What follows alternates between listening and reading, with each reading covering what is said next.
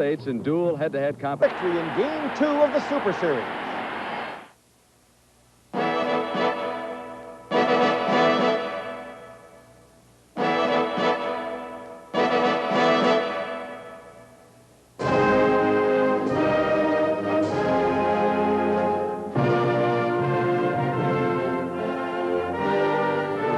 Game 3 of the Canada-Soviet Series, live from Winnipeg, brought to you by Toronto Dominion Bank, the bank where people make the difference. By Gulf Oil Canada Limited, its dealers, agents, and distributors across Canada.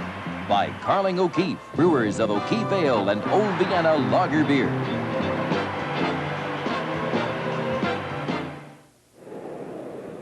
Good afternoon, Don Chevrier welcoming you to Game 3 of this truly outstanding international hockey series.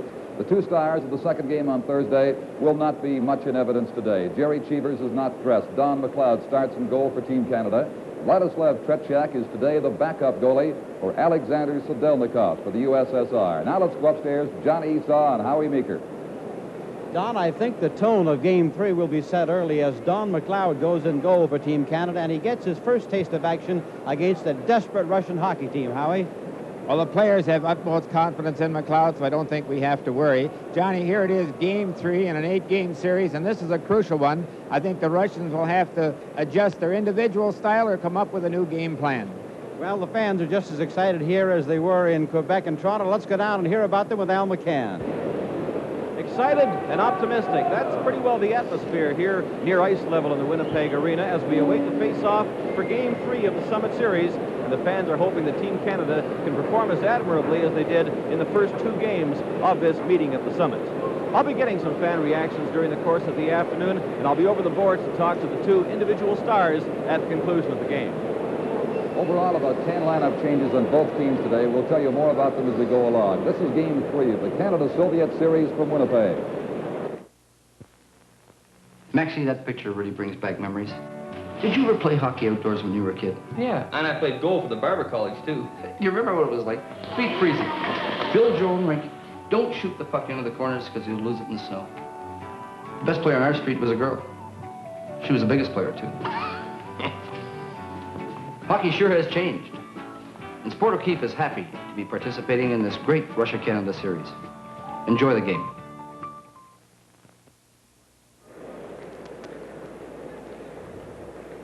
Good afternoon, ladies and gentlemen, and welcome to the third game of the 1974 series between the national team of the Soviet Union and Team Canada 74.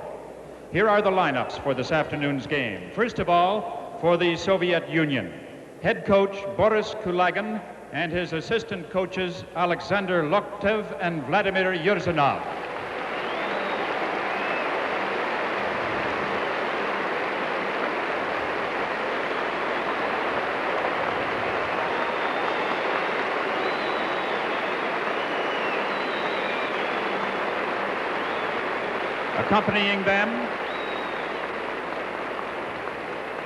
Accompanying them is Valery Sitch, Chief of the Winter Sports Department of the USSR Sports Committee.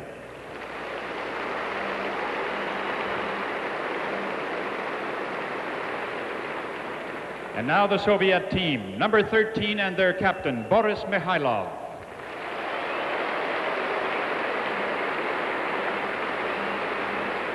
Number 1, Alexander Sedelnikov. Number 2, Alexander Gusev. Number 3, Vladimir Luchenko. Number 5, Yuri Lyapkin. Number 6, Valery Vasilyev. Number 7, Gennady Tsigankov. Number 9, Alexander Volchkov. Number 10, Alexander Maltsev.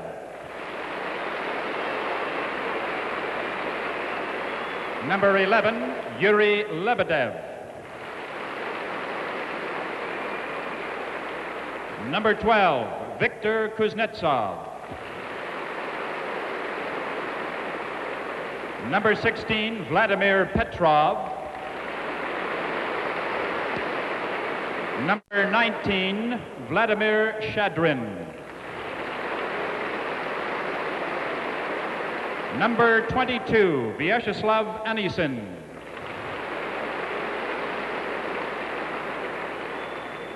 Number 24, Alexander Bodunov. Number 26, Alexander Filipov. Number 31, Viktor Shalamov. Number 15, Alexander Yakushev.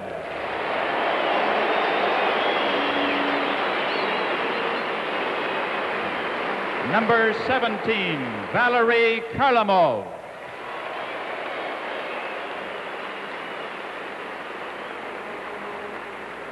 And finally, number 20, Vladislav Tretiak.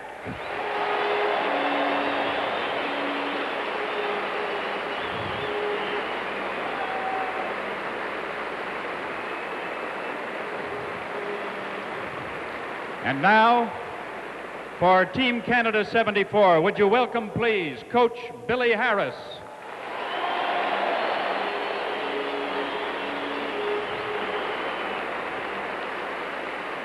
And manager Bill Hunter.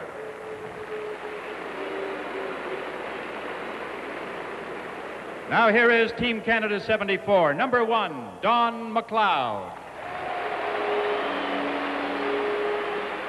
Number 33, Gilles Greton.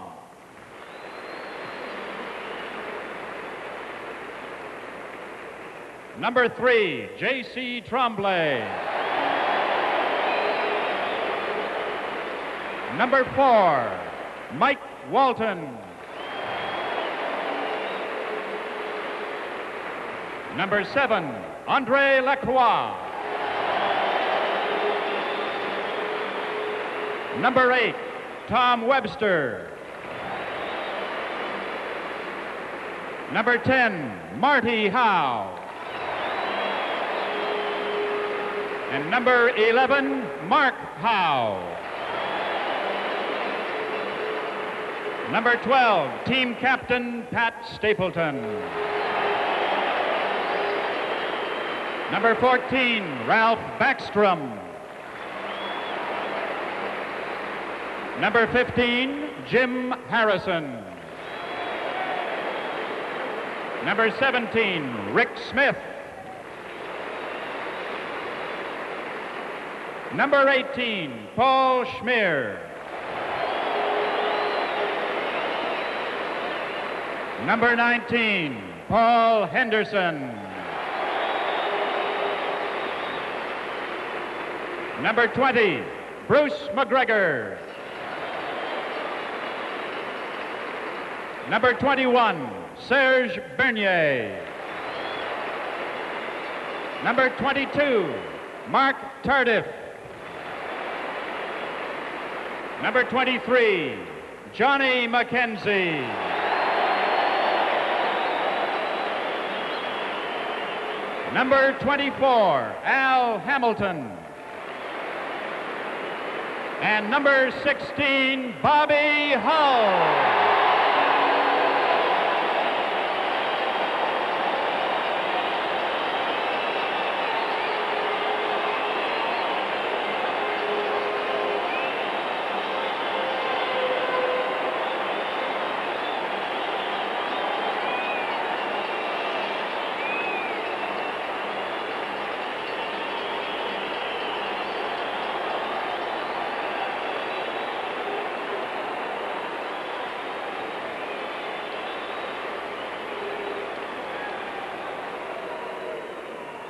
Not dressed for today's game, ladies and gentlemen, but 3 players who have provided a combined total of over 60 years of entertainment in professional hockey. Would you please welcome number 30, Jerry Cheevers.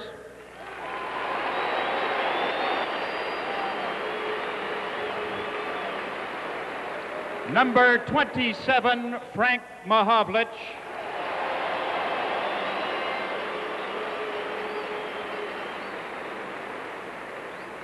and number 9.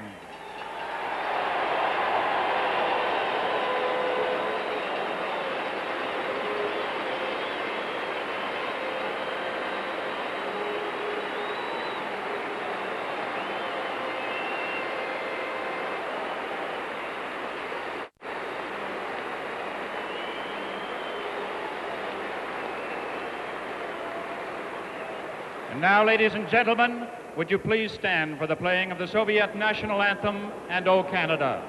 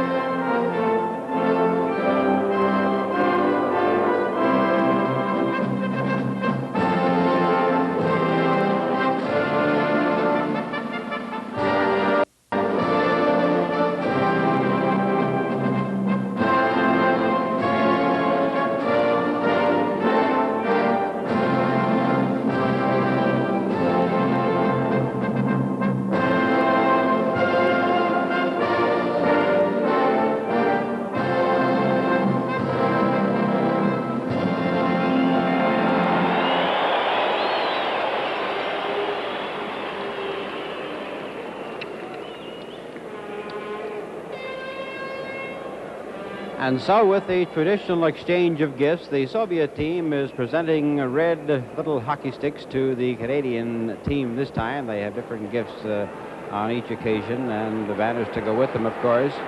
And it's going to be just a moment or two now before Game 3 is underway. This is Game 3 of the Canada-Soviet series from Winnipeg.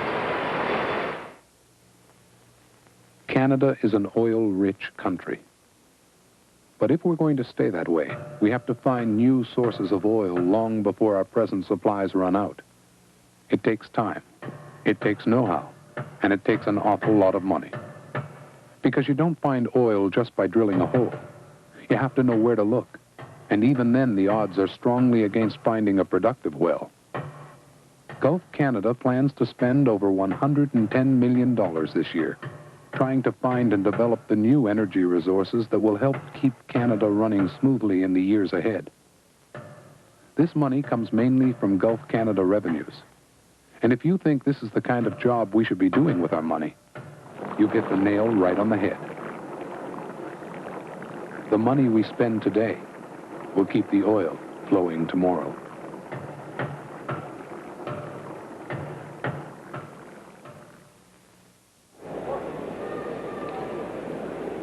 The 1974 series, ladies and gentlemen, involves three partners: the Canadian Amateur Hockey Association, the World Hockey Association, and Hockey Canada. At the official face-off this afternoon, Mr. Ben Hatskin, representing the WHA, will be joined by Mr. Georgy Rogolsky, the Vice Chairman of the USSR Sports Committee, and the Honorable Marc Lalonde, Minister of National Health and Welfare.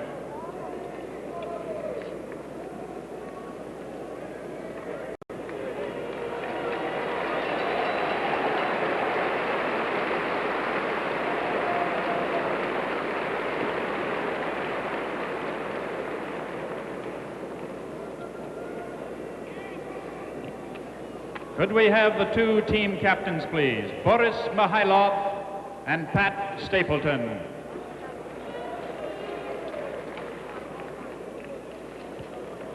As a memento of this occasion, ladies and gentlemen, Miss Carol Black, Winnipeg's Centennial Ambassador, will present mounted pucks to the official party.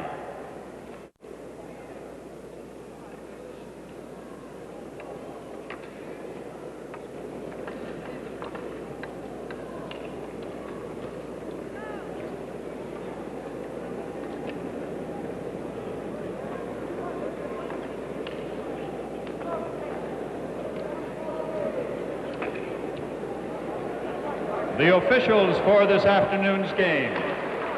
The referee, Mr. Victor Dombrowski of the Soviet Union. The linesman, Mr. Jim LeBlanc of Canada, and Mr. Sergei Victor Gushin. Dombrowski is the referee. The goalkeeper's number 1 is Sedelnikov from the Soviet Union, although I rather suspect they may change that. Don McLeod, whose 2.56 goals against average for the Team Canada 74 was best in the WHA last season. The big fella, 6'1", 190, and he won 33 out of 49 games played. Now, they did tell us, and I spoke to Sedelnikov, he said he was going to start. He's a 23-year-old goalkeeper, but I still have a feeling they spent more time warming up Tretiak, so we may have a switch there at the last minute. And now we go to our second set of stars, who we'll be seeing this afternoon. Marty Howe, who's 20 years of age. He scored 4 goals last year. He had 20 assists, and he'll be working out on the defense. He's got a big, tough, hard shot. And number 24, Al Hamilton, who had 14 goals and 45 assists. And then we'll also have a combination here of Jim Harrison making his first appearance, and he's going to be centering a line out there with Paul Henderson and Bruce McGregor. So as we set in the opening period, Victor Dombrowski from the Soviet Union will be the referee, and at center ice will be Andre Lacroix, and on left wing will be Bobby Hull, on right wing will be Johnny McKenzie. Back on the fence, Whitey Stapleton and J.C. Tremblay. On the forward line is Harlamov, Petrov, and Mihailov for the Soviet Union. And it's Lacroix feeding out to center ice to start this first period. J.C. Tremblay has it taken away from him. Here comes Petrov's shot that is blocked by Tremblay. Bobby Hull quickly carries it into the corner. He kicks it through a maze of legs, comes up with the puck. He is promptly tied up by Harlamov, and then the Russians are doing great forechecking in there. Lacroix out to the line, but not over. Takes it a second shot. Out to the line, not over for a second time. And the Russians are pouring around. Here it is in front of the blue line. Gusev. The shot is blocked. Back comes the Canadians. Led there by Johnny McKenzie. Picked up by Tremblay. Over on the wing of Bobby Hull. He shoots. Oh, the first shade there by Alexander Tretiak. As Johnny McKenzie throws a body check at Gusev. Here comes Lacroix, trying to make that play in front of the net, but he's checked. And tearing down the left side is Mihailov. Mihailov is knocked off his feet, but it was just a loss of balance more than a trip, and play carries right on. Bobby Hull trying to slide it through as the Canadians are changing on the move in the first 40 seconds of play. Gusev, number 2. Gusev is bumped in there by Jim Harrison. He was hit right in front of the Soviet bench. As a matter of fact, the Soviets were trying to change players, and Harrison knocked him right into the gate, so they couldn't carry on with the change. Gordie Howe has bruised ribs. He said that he could play, but Dr. Jerry Wilson advised him not to play until Monday. Harrison with Bruce McGregor on right wing and Paul Henderson on left wing. Shadra, number 19, at center for the Soviets. Big Yakushev, 15, on left wing for the Soviet Union. And Harrison is in doing the forechecking with McGregor. Trying to tie up Lyapkin. It's Shadri, number 19. He's bumped there by Harrison. Paul Henderson falls, knocks the puck out to center. Shadrin takes it 3-man back to the line, looking for the drop pass, and there it is to Lyapkin, trying to get set for a clean shot. And that's blocked out of there by number 18, Paul Smear, who went down to block that shot. The Russians seem to be applying considerably more pressure. They're throwing 5 men into attack, and the Canadians are going too deep. They let the Russian defensemen move in there after everybody skated by them. Someone's going to have to pick up that defenseman when they get the puck back to him. But certainly, Team Canada starting much slower in this contest than in the previous two.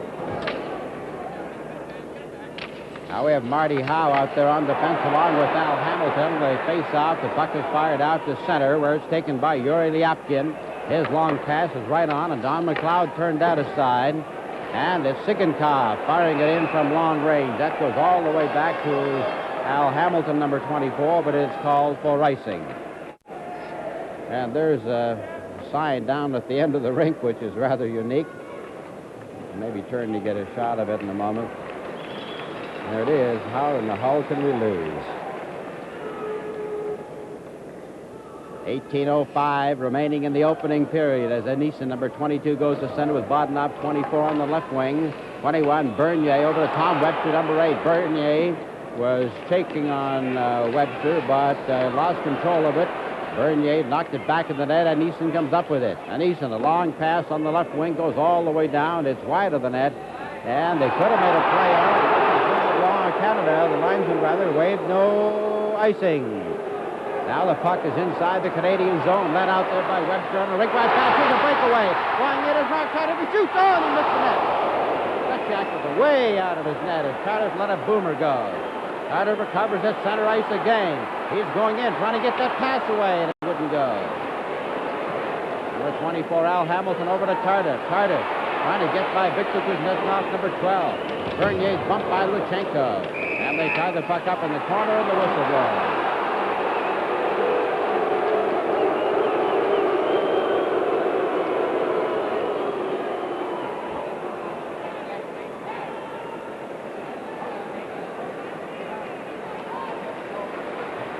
No way in the world he should be shooting from out there. Look where Tretiak was. Just a little fake and a little deke, and he had a wide open net.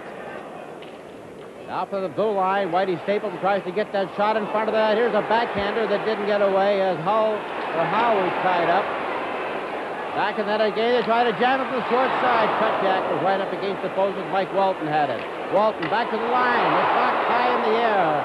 Off the stick of the goaltender Tretiak. Walton again takes a whack at it. They keep it in. Walton is bumping. And here come the Soviets back down the left wing. A long pass over on the right side.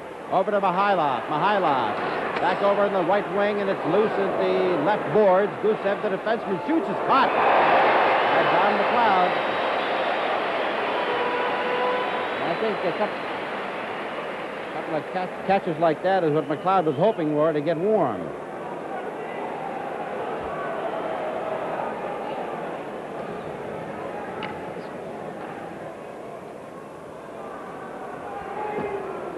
That's the shot that he was hoping for. Got a couple low, got a couple high, catch a couple, and you feel like you're really right into the hockey game. Now we have Ralph Backstrom on left wing, number 14. Over the Soviet blue line, gets by Vasiliev, works his way into the corner. He throws a bump at Petrov and then goes after the puck. Vasiliev drags it down the boards on the left side. Coming up there with it was number 11, Markow, but he couldn't get out. Now this time it's taken by Harlamov. Harlamov turns.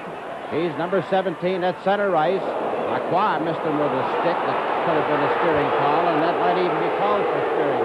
Here's the penalty against the Canadian team. And Victor Dombrowski is putting the call on Andre Lacroix. Now, he's calling it not for steering, but he kind of poked the stick at him and missed.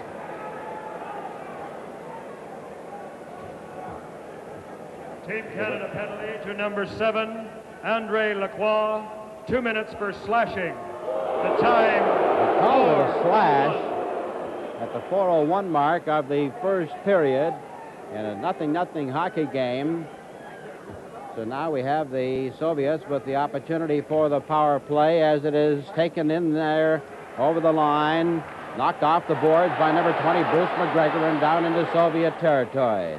Back forward is Gusev. Out there killing the penalty is 20, Bruce McGregor, along with the Paul Henderson, number 19, who almost intercepted. Back to Mihailov, off the skate. He goes inside the Canadian zone, back to the blue line to Gusev. Gusev shoots, and that's kicked out by Don McLeod. Back come the Canadians, led by Paul Henderson, who fires it to center. Soviets are taking plenty of time before they start moving on this power play. They're not rushing into it like they usually do. This is Vasiliev circling a second time. You see, they don't usually do that. Here's Gusev now going to take a try. Mihailov is turned aside by Paul Henderson, and the Canadian checkers are picking up the men and staying right with them. There's the bouncing puck. It's kicked loose in front of the net by Gusev. So it's going to be Petrov trying to get it out of there. Petrov with 1 minute left in the penalty, but Paul Schmier is out there to clear.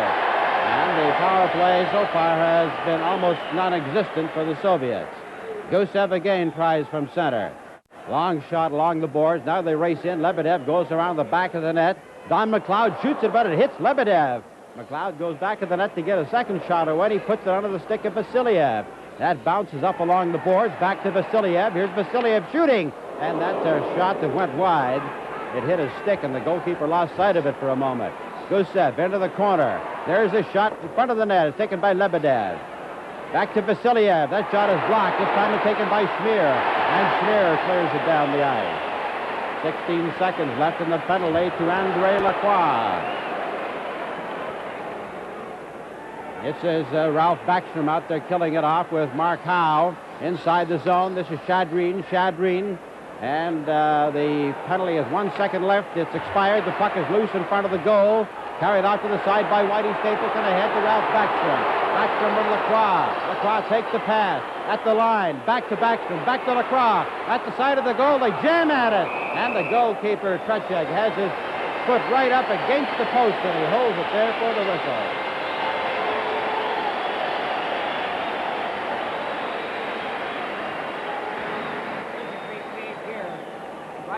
Here's a great save here by Trechek, and look, the Canadian player in there after the puck. The key is, though, they should have let it go just a little sooner. 13:44 remaining in this opening period. Maltsev was offside on the faceoff. Bobby Hull on left wing, Lacroix at center, and Johnny McKenzie will be just back of the slot for the faceoff, but Lacroix lost the draw, and it comes back to Bodnov.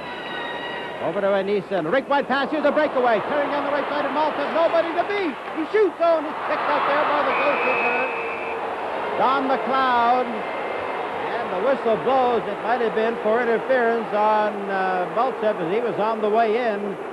But whether it was Lacroix or... No, well, look at this. Look at this great pass across the ice, but there's no way in the world a penalty shot should be called here. Look, he got a play on the goal. There's a shot on the net. But just a tremendous pass, and Whitey really come back. Well, the rule. That's the score. Canada nothing and the Soviets nothing. This is game 3 from Winnipeg. Even if I trained until 1976, there's no way I'd make it into this Olympic Stadium in Montreal. I'm just too old. But hundreds of young Canadian athletes will be here with the help from the O'Keefe Sports Foundation. They're helping our kids prepare to meet and possibly beat the best in the world. You know, the O'Keefe Sports Foundation assists more than 35 amateur sport groups. Hey, is that any way to run a brewery? You bet it is. Well, the referee has dropped the puck at center ice. He's indicated a penalty shot. And the rule says that you must be absolutely in the clear, in the attacking zone, before you are then pulled down and prevented from having a clear shot on goal. And let's see if he was in the clear. There's just a great pass. Yes, there's no doubt that he was in the clear, but really, he got the shot away, and there's no way that's a penalty shot, Johnny. But I guess we're going to have one. Well, there's great fireworks down there at the bench. Billy Harris now has gone over to talk with the timekeeper. Now it'll have to be Maltsev, and I don't know whether or not Maltsev would have had a clear shot because Stapleton hit him, caught him from the side, knocked him off balance, Let's see if we can see that again. He took 2 more strides, or a stride and a half, and then he let his shot go, and then he fell down. And I don't know that we're really trying to rationalize the good or the bad call, but that's the way it appeared to us. Here we'll take another look at it. Right here. There's Whitey making the dive. No doubt he did trip him, but the fact that he got the shot away, if you get a play on goal, at least the Canadian amateur hockey rule, there's no way in the world that you get a penalty shot.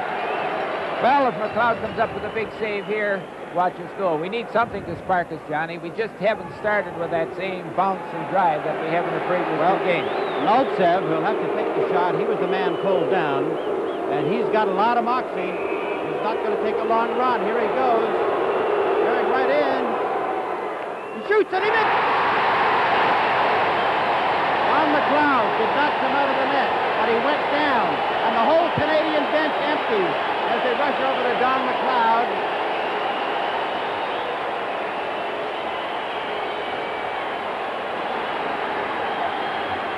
All right, he keeps the puck out in front of him here, which gives Don some idea that he's going to be Deacon. No way he's going to be shooting from there. Now watch when he goes to his right. Watch McLeod get the pad there, force him to put it up high. He had to be dead center and up in high to get it over McLeod's pad. But, Johnny, this could be the thing that'll get us going, because certainly, as I said earlier, we just haven't started with the drive and the bounce that we really need to beat these fellas. You can feel that rhythmic applause arising with the crowd already. Here comes Bobby Hull back of the Canadian goal. Ahead now to Johnny McKenzie, who lost control of it. And Neeson with Bodnov. Bodnov, number 24, takes over. Johnny McKenzie looking for that pass, but he was too well covered by Bodnov. Feeds it across to Stapleton, out to center ice, and the Soviets take over. All those sticks are being carried a little high. Now here's Maltsev shooting, and Don McLeod goes down easily to block that run. Bobby Hull, rink-wide pass to Lacroix, right to McKenzie, but never got through. J.C. Trombley lost control of it, and Luchenko has it for the Soviets. Moving up slowly is Viktor Kuznetsov, number 12. A long shot that's wide of the net. Looking for the rebound is Maltsev. He has it, but Lacroix takes it away from him. Now it's Hull going to center. He's taking the pass from Lacroix, going it over the line, looking to dump it through, and he almost got it. Oh, Lacroix went diving after it, but the goalkeeper poke-checked it away. Did he get that pass? Back comes Petrov. Petrov is hit in there by Johnny McKenzie. Bodnov at the Canadian line, and McKenzie hits him. McKenzie throwing a lot of weight around, but he's leaving 2 men open in front of the goal. Here comes McKenzie. McKenzie loses the puck. It's picked up on the left side. A loose puck by Vladimir Petrov. Petrov, a good playmaking center. On the right side to Harlamov. Harlamov, number 17, poke check there by Howe. And it goes into the corner, back out to 21, Bernier. Bernier out to the line and over. Scoreless hockey game, 11:53 remaining in this period. Here comes Serge Bernier, but the puck is rolling. And as he tried to make it sit down so he could make the pass, though, Tardif and Webster were just in ahead of him.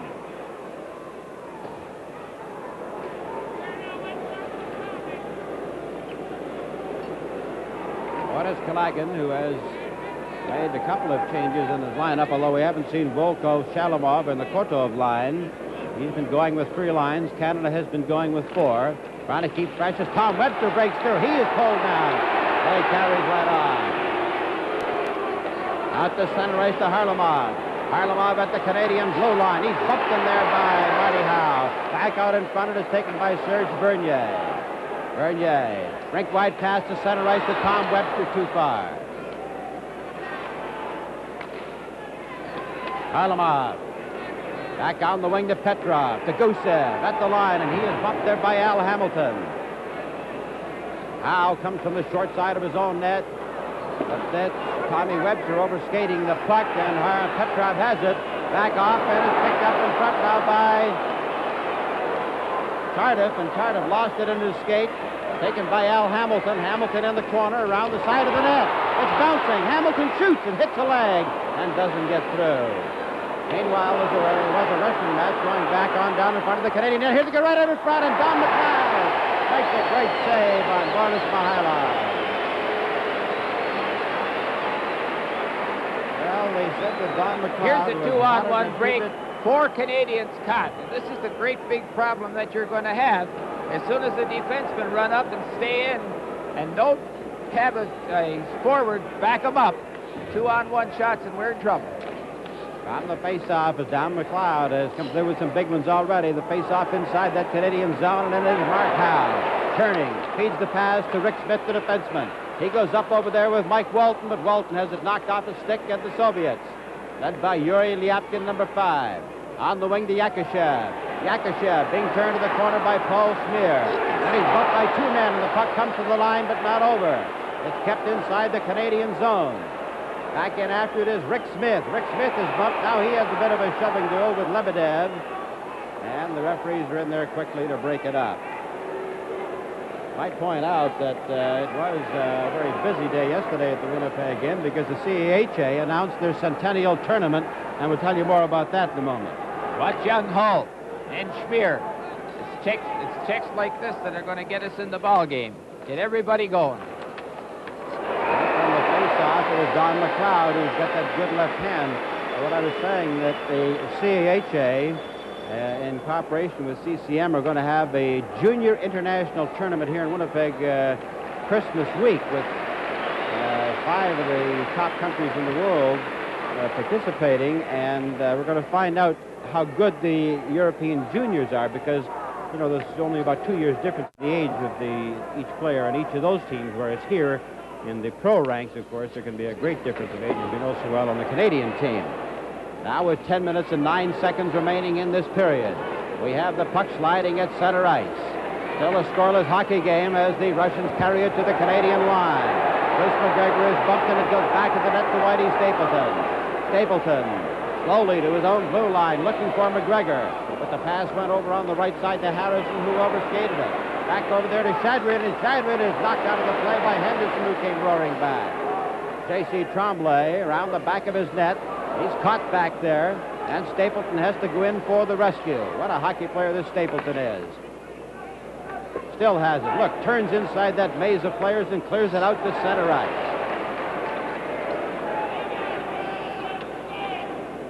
Lyapkin. A pass slide through is taken by Tremblay, who put a good move to break loose. There's a long shot as the Canadians go in for the rebound.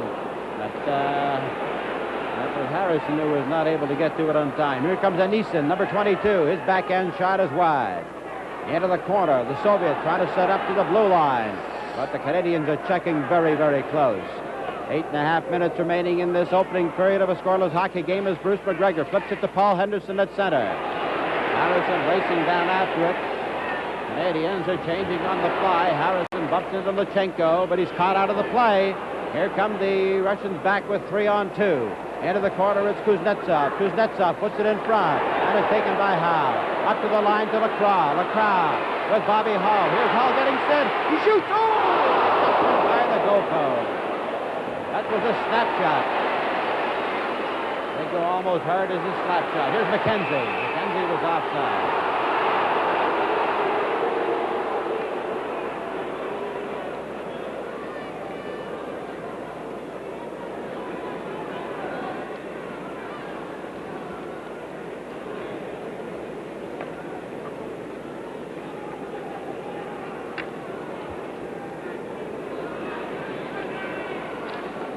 Andre Lacroix pulls the draw back to Howe. He lost control of it, taken there by Mihailov, but Howe was victory in a hurry, and he got him just enough to knock him off stride and take the puck away from him. There goes Harlamov. At the line, chopped there by Johnny McKenzie. The puck comes back to Petrov through a maze of legs and by the goal. Vasiliev around the back of the net.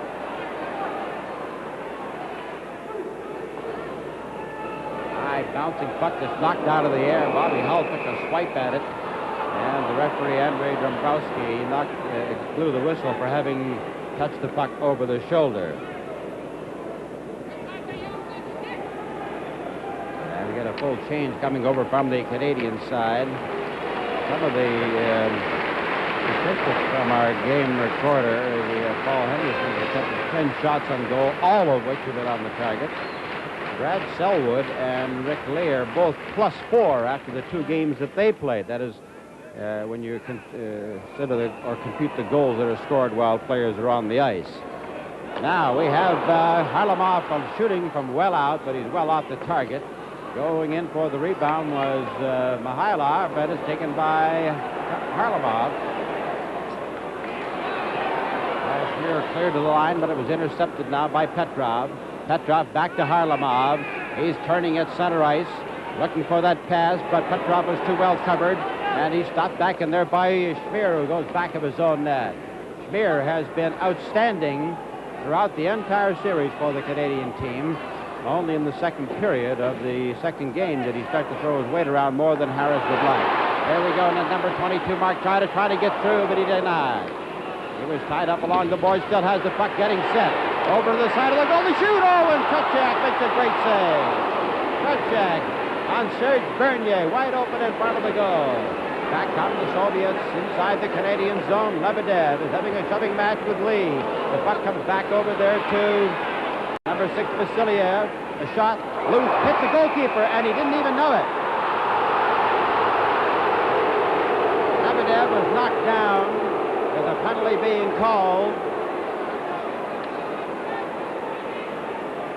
With the score, Canada nothing and the Soviets nothing. This is Game 3 from Winnipeg.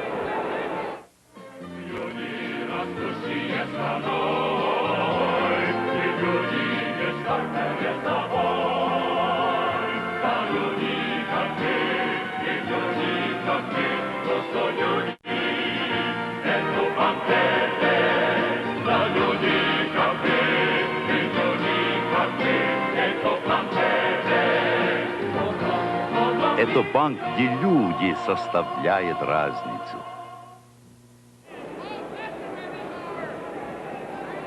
Just a tremendous screen here. If you watch this, I don't know how McLeod made the save. Rick Smith did the right thing. Now watch. Look at the Russian move right in front. McLeod makes a great save. Rick Smith gets the penalty. Well, Canada will be a man short as Rick Smith goes into the penalty box. Now we have Yakishev in the corner. Yakishev back to Lyapkin. Lyapkin slides it through in front, and it goes wide. Firing it off the boards and down the ice is Paul Henderson. 6 minutes, 15 seconds remaining in this opening period. The scoreless hockey game as Yakishev winds up at his own line. Mark Howe and Backstrom out there to kill off the penalty. Inside the Canadian zone, and it's being taken over into the corner by the Soviets. There's Yakishev, hit hard in there by Paul Henderson, by Mark Howe. There's a shot that doesn't get through. And the Canadians are blocking well in front of that net and then turning very quickly. Minute 12 remaining in the penalty. Mark Howe, number 11, is out there with number 20, Bruce McGregor, to kill off the penalty. The Soviets are going in, and the blind pass by number 16, Petrov, which is very unusual, and the Canadians clear. 1 minute left in the penalty, and it's Harlamov, number 17, with Petrov on the right wing. Up to the blue line, looking for the drop pass to Mihailov. Mihailov slips it through. Here's a shot that's blocked there by Whitey Stapleton, who dropped his stick to block it. Back to the blue line. Here's Vasiliev. Vasiliev shoots, and that's off the target. Yapkin, number 5, has intercepted. Here we have a 2-on-1 break. A pass over there to Paul Henderson with Bruce McGregor. McGregor going in. He shoots. Oh, he scores! Bruce McGregor in the top left-hand corner. Now they're playing a man short. Beautiful goal in the top left-hand corner. Just look at this. This the dedication of staying right there in discipline. Now watch McGregor. The Russian catches him, but then stops skating. Look at that backhand shot off the post. Gives back something else. Now maybe this will spark. Here they go again. McGregor to Howe. Look at the Russian has him caught. McGregor cuts inside. The Russian didn't get next to him. Hey, that's what we've been waiting for. What you see is what you get. Bruce McGregor. 33-year-old veteran from Edmonton who goes back to the Edmonton Oilers of the WHA. Assisted by number 19. And who has played 893 professional games in his career. Gets one of the really big goals in that career right there to give Canada a 1-0 lead with 4 minutes and 48 seconds remaining in the period. That's Pat Stapleton intercepting for Canada and clearing it down inside the Soviet zone. We have 5 seconds left in that penalty to Rick Smith. He steps back on the ice. Canada's at full strength in a 1-0 hockey game for Team Canada. Andre Lacroix with Vasiliev. Clears it out to Johnny McKenzie. McKenzie going in. Over there with Howe. He shoots. And that's off the target, but the whistle had blown for the offside as the puck had gone over the two lines.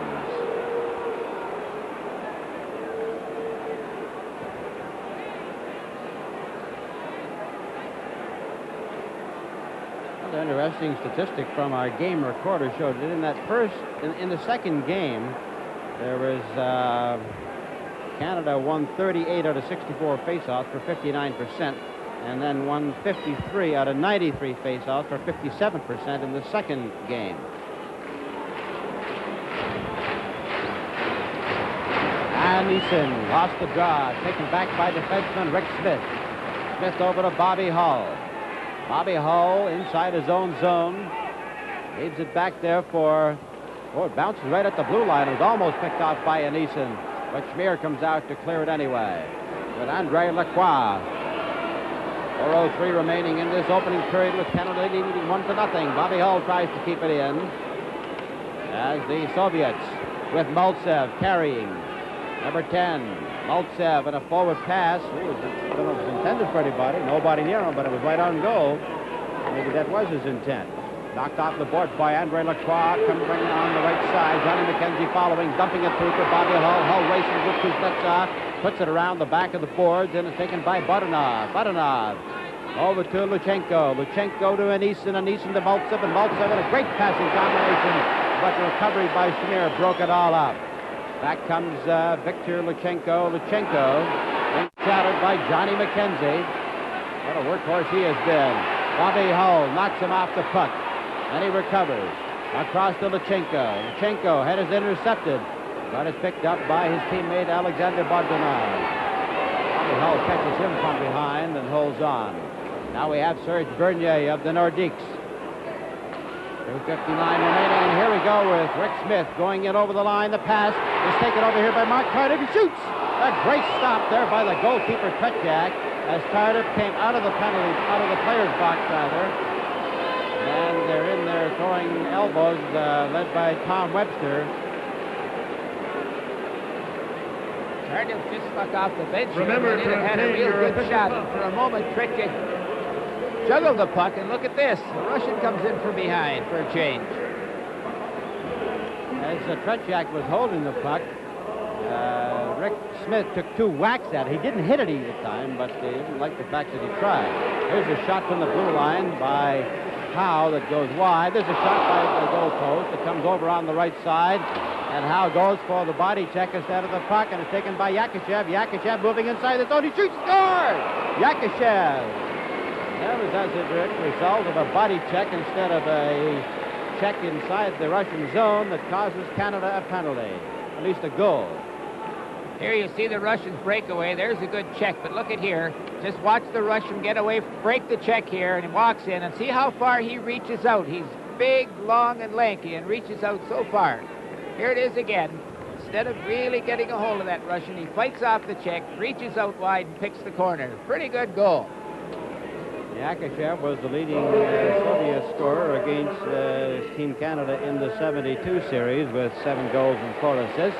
Now it's a 1-1 hockey game with 2:31 remaining in the opening period. Back comes Zigantov. He fires it in, and Yakushev races in after it. J.C. Trombley goes into cover.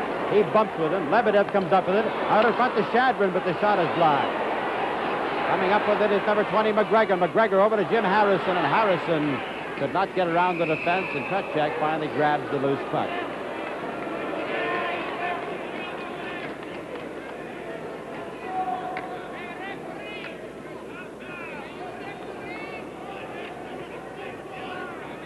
Kapustin, who's been one of the outstanding players for the Soviet side, broke a finger in the game against Canada. The shot that hit the side of the net comes back out to the blue line. J.C. Trombley shoots, and there was a lot of people in front of that net. Just simply couldn't get through. Now with Yakushev, with Shadreen with Lebedev at the line. Here's Shadreen getting set. A backhand shot to Yakushev, and it's slid off its stick. Canada coming back now, led here by Jim Harrison at center. Harrison at the blue line, drops the pass for Henderson, and his relay to McGregor was too far behind. Varlamov for the Soviets at the Canadian line, stick handling by the defense, trying to turn around, and it dropped the back right out in front, and Mihailov was not ready for it. Back for Canada comes Jim Harrison, back to the blue line to Stapleton. Over to McGregor, and McGregor fires it in. Here's Henderson trying to get by, and he can't. And it's knocked back out to center ice, and Walton takes it.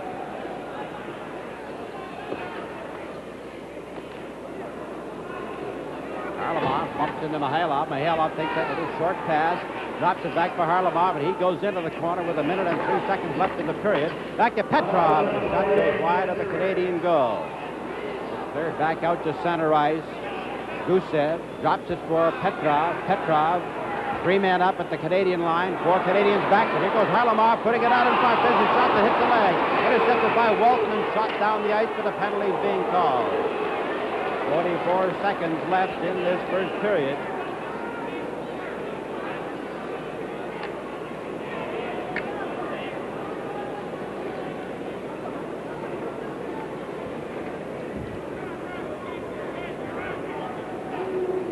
This is what happens here. Watch Walton get caught standing still. The Russians are flying, coming to us in waves now, and we haven't got enough fellas putting the body to them at all. And when we do get up in their Soviets end of the ice, we're getting 3 men caught. Unless everybody comes back, regroups, starts to hit, starts to come from behind the play, we're going to continue to get into trouble because more and more the Soviets are looking like the Soviet team of '72.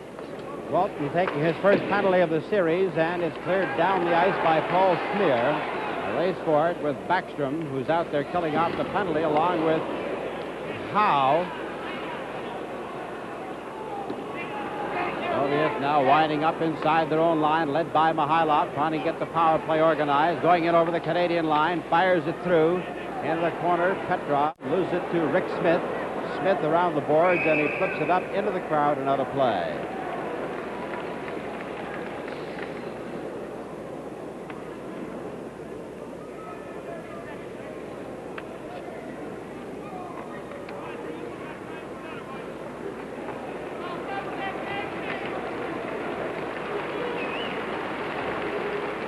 Howell is the leading point man in the series with 3 goals and 2 assists, with Andre Lacroix, who has 1 goal and 4 assists, for they each have 5 points.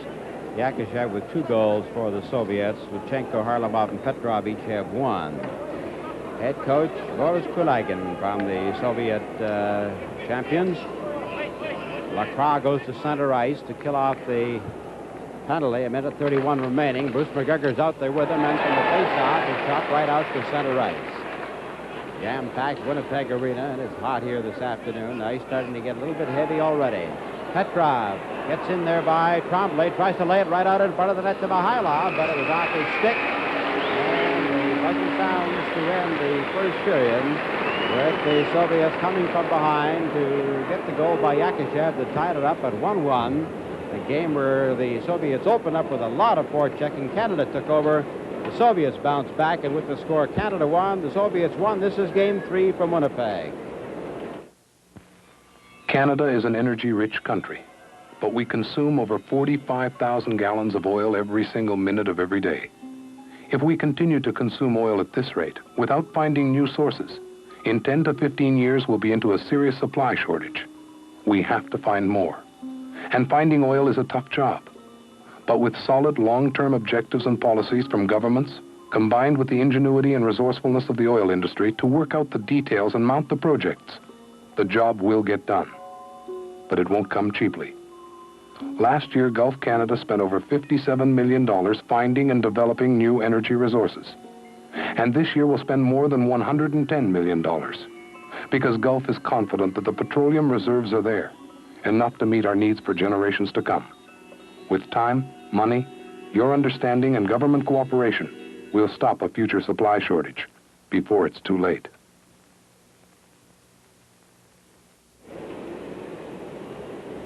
Well, Well, Thursday's 4-1 win for Team Canada in Toronto had something of everything. It had a penalty shot. It had a disputed goal. It had some great goaltending at both ends by both Jerry Cheevers and by Tretiak. And Howie Meeker looks at that game for us now. Tuesday's game in Toronto belonged to the goaltenders. Watch Jerry Cheevers of the WHA Cleveland Crusaders and Vladislav Tretiak of the Soviet Union commit grand larceny. Just watch here. Serge Bernier puts Bahul home free, and Tretiak makes the great big save. In the heavy traffic, watch Tretiak's speed as he gets up and down. Watch how he keeps the stick in the ice. And the Soviet defenders fish for the puck. This has got to hurt them later. Look at here. Instead of taking Big Frank, they're fishing for the puck. Now watch Henderson's pass to Walton, right in the slot. Good save. Mike says, here, Paul, you try it. Same thing. Great save again. We go to the other end, where Petrov to Mihailov to Harmonov. Look at this, and Cheevers makes the big save. Canada now leads 2-0 late in the first period. Watch the Soviets apply the pressure. Excellent forechecking. Lebedev to Yakashev, and Cheevers saves the day. We'll show you that again in slow motion. Cheevers caught out of position. Look how he comes across. Ho-ho! That's playing goal. Now watch here. Mike Walton put Pat Stapleton almost home free. Great deep. He walks in. Look at Tretiak drag his right leg for the big save. Mike gets another chance from McGregor. Look at this. And again he draws a blank. Here's the trip by Vasilia that called for the penalty shot. No doubt about it. Great call. Watch Walton walk in here, tee it up. Tretiak, look at, moves out, closes the vault. No way he can put it in. On the face-off here, Maltsev steps inside Lacroix on the face-off. Cheevers stops him cold and takes a big swing at him. Now the Soviets apply the pressure. Watch the Canadians clean house in front of the net. Watch them finish the check. Any Russian player that gets that puck knows he's going to see a red sweater. Look at this. 2 Soviet players down. No way they can put it in. The puck goes into the corner. Right here. Now watch this check. That's the way to play the game of hockey. The winning way. Watch this shot right here. Block the shot. Oh, great check, great game, tremendous series. No doubt about that. And amazingly today, for the second game in a row, we've had a penalty shot. This one went the other way, and Don McLeod blocked it on behalf of Team Canada. The man in charge of officials, Vern Buffy, is coming up in just a moment. Right now, after the first period, the score is Canada 1 and the Soviets 1. This is Game 3 from Winnipeg. Freddie, winning is not all that important. It's participation that counts. Hey, what's going on over there? What is, hey, that's our horse. She can't go in there like that. I've always known she couldn't run, but this is the first time she's gone the wrong way. She shouldn't go that way. She's going to the winner's circle. To the winner's circle.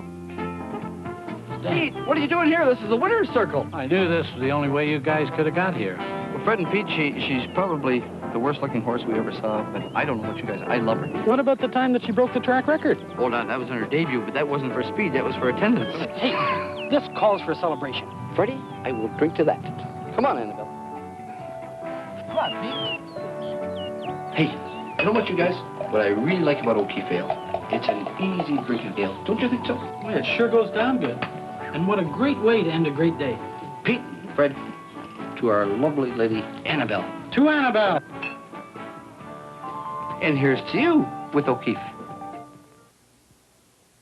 This year, we've got something very special for Canadian hockey fans and the WHA. The Quebec Nordiques, Toronto Toros, my own Winnipeg Jets, the Edmonton Oilers and the Vancouver Blazers are all in one new division, the Canadian division. That means we'll play more games in Canada against our Canadian competition. Add that kind of fan interest to what you'll see from the rest of the WHA, where high-round draft picks and prized European and North American editions have made all teams stronger, and you'll know why season tickets are really moving. There are still some good season tickets available, but you'll have to act quickly if you want to be part of a great league, not only this year, but for years to come. Call the team ticket office in your area right now. There'll be someone there to answer your questions and deal with your requests. Join the WHA. You'll have a lot of fun. See exciting hockey, and you'll find it's something the entire family can get involved in. I mean, we've already proven that, haven't we, Big Fella? All right there, Bob.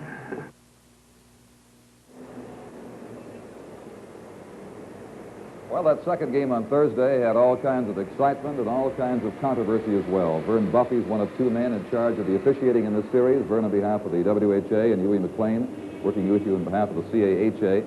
Ironically, the problems occurred, Vern, in a game in which two Canadian officials were working, and the Canadian, of course, Tom Brown, was the referee. That's right. Now, let's talk, first of all, about the Mike Walton incident, the penalty shot. The Mike Walton incident, the penalty shot. We don't see a penalty shot very often in hockey. Now, we've seen two in a row in these last two games, and perhaps we'll get a chance to see the Mike Walton practice. Well, I think they're both very similar, Don.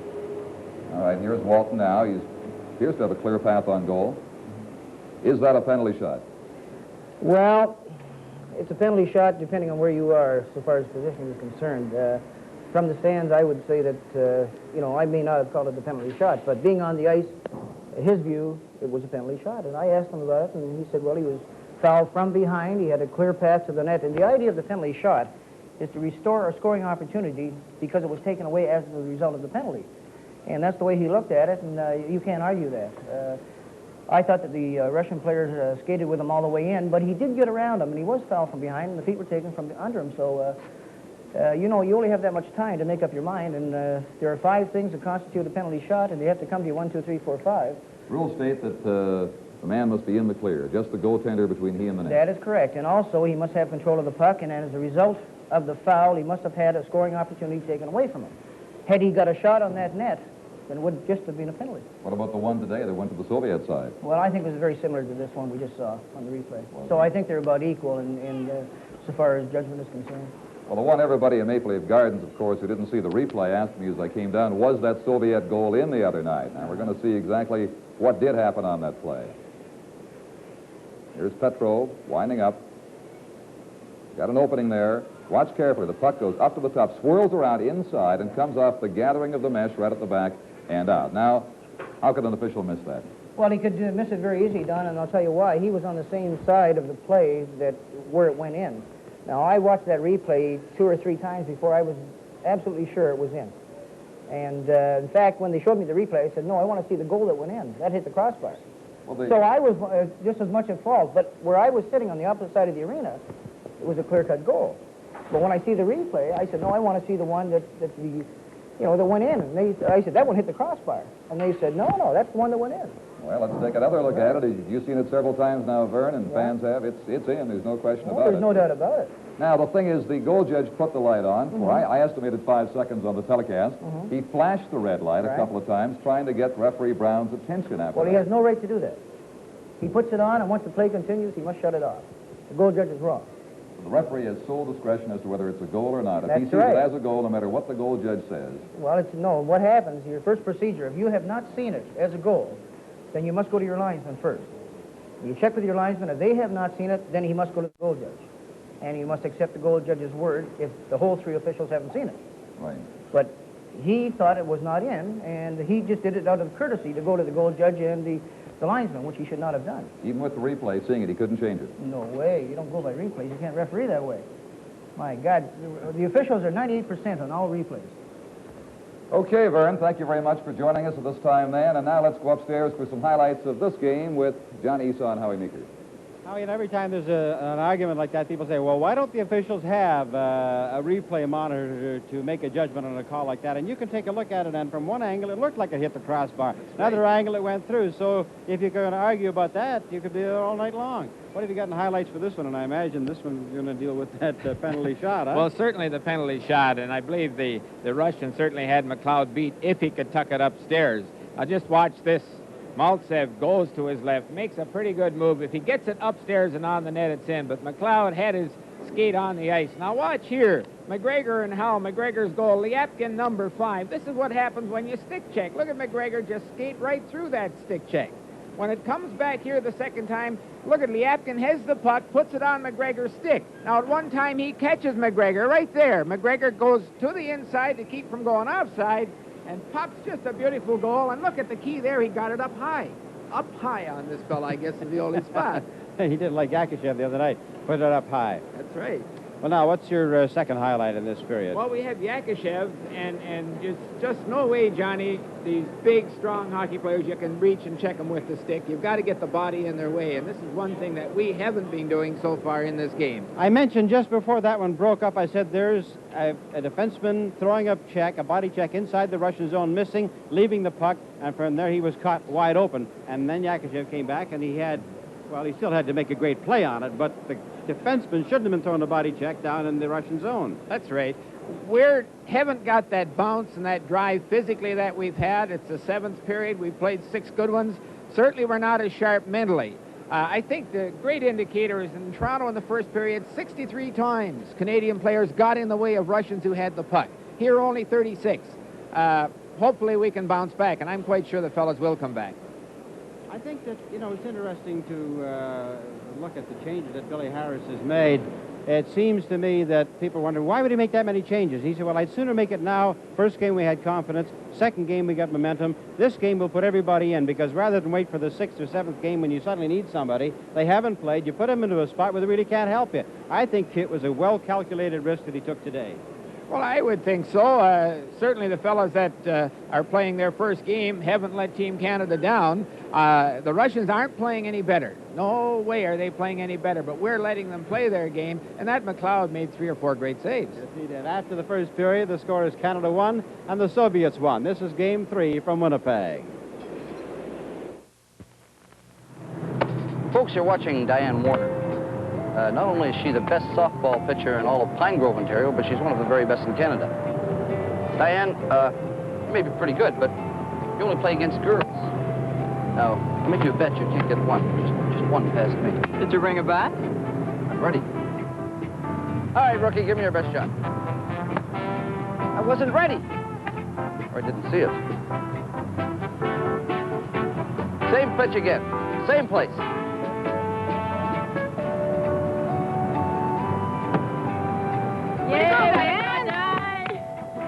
All I can say is it's a lot more fun having an O'Keefe with you, Diane, than it was playing ball against you. What I like about O'Keefe, it's an easy drinking ale. Well, you showed me, and grudgingly, here's to you, Diane. And here's to you, Paul. You're a great sport. And here's to you with O'Keefe.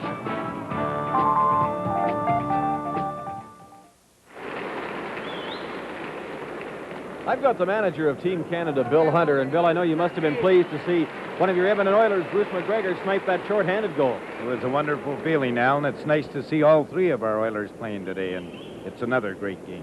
Well, your team has played just remarkably well in the series so far, but the Soviets look sharp today. Yes, I thought that was one of their strongest periods. I think that the overall performance of our club has to be gratifying to all Canadians, and we're very proud, of course, in the World Hockey League.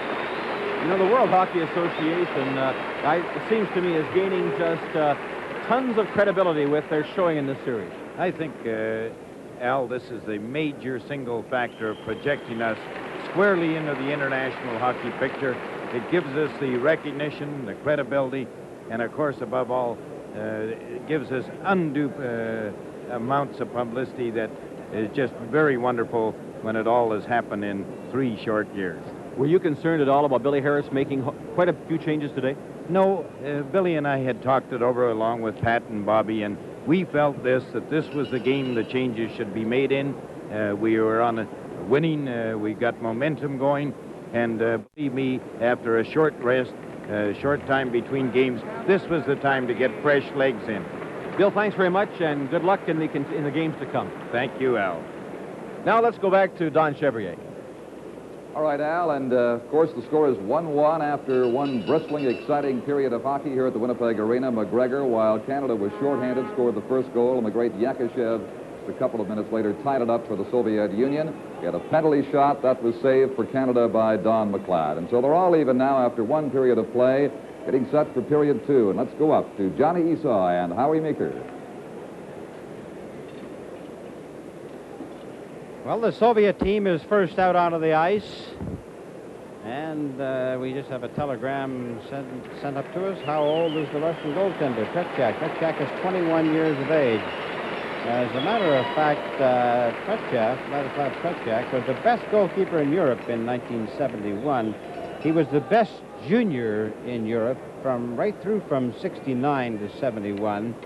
And he's been on 3 world championship teams, 72, 73, 74, and 1 Olympic champion. Oh, Howie, here's some coming for you. All the citizens of St. John, Newfoundland are rooting for you. Dorothy Wyatt, Mayor of St. John. There you are.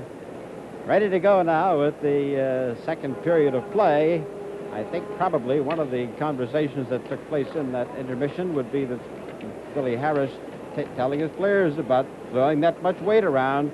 This was one of his concerns for Al Hamilton and for Jimmy Harris. Now, he has them both into the game today, and they're replacing players who are not known for going around throwing body checks, and this is not the kind of a series where body checks, particularly in the other end, is the style of play, because that's when you're going to get trapped, and that's how Canada's first goal was given up, set up by a check that was missed, and a man was set home free.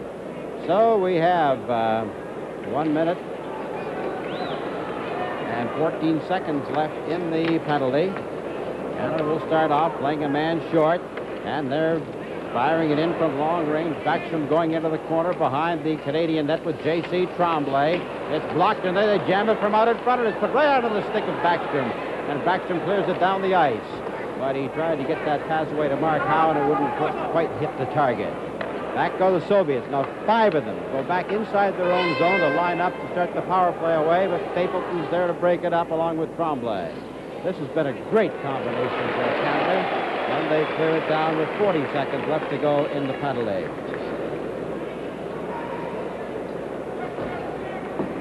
Mike Walton getting ready to come out. Here comes Lebedev back at that Canadian line, takes a shot, pulls it back in, then Chasman has it too well tied up. There's a stick that's lost, so the Soviets have the advantage there again. It's got picked out the corner by Don McLeod. It's Howe who lost his stick when sliding in front of the shot. It deflected it down the ice, and then he went right to the player's box. So Bruce McGregor is out there to replace him with Henderson. We have 2 seconds left in the penalty, and there's a shot that goes off a stick and into the corner. Back out from the line in front, there's a shot, and they jam it to score! Left lying wide open in front of the net there was Boris Mihailov, and he simply had to bang the puck after McLeod had stopped it just as the teams had come back to full strength. All right, now, watch the Russian standing off the goal post and the Canadian leave him. There, he's standing off the goal post. There's no chance at all for McLeod to make the save. Here it comes back again. The pass thrown in front of the net. The Russian get home free. The man on the far side just broke down to the box, and when you do that against this Russian hockey team, you're going to be in trouble. That was Gennady Sigankov, number 7, the big defenseman who fired that puck into the corner, went in after it, threw it out in front, and was passed across to Mihailov, and the Soviets go ahead, and the score is now 2-1. Now the teams are back at full strength. Bobby Hull was out there. Rick Smith feeds along. Rink-wide pass over here to Johnny McKenzie, racing into the corner after it, but it's called for icing. Into the first minute and a half of this second period, the tempo of the game has slowed down considerably. The Russians, who seem to be coming on as they did in the first period, and the Canadians, with the advantage of having bounced back from a penalty shot that went astray, then took the lead, but have slowed down since that time. Here goes the play into the corner, and this is Lacroix pumping. Bobby Hull puts it right in front of his own net. Back to Hull at the blue line as they go out to center ice. It's Hull over the line, racing into the corner. Pulled the puck right out of the air. Put it out in front for Johnny McKenzie. Back to the blue line to Paul Schmier. It's deflected back out to center. Rick Smith waiting for his mates to get onside. Fires it off the glass and is called offside.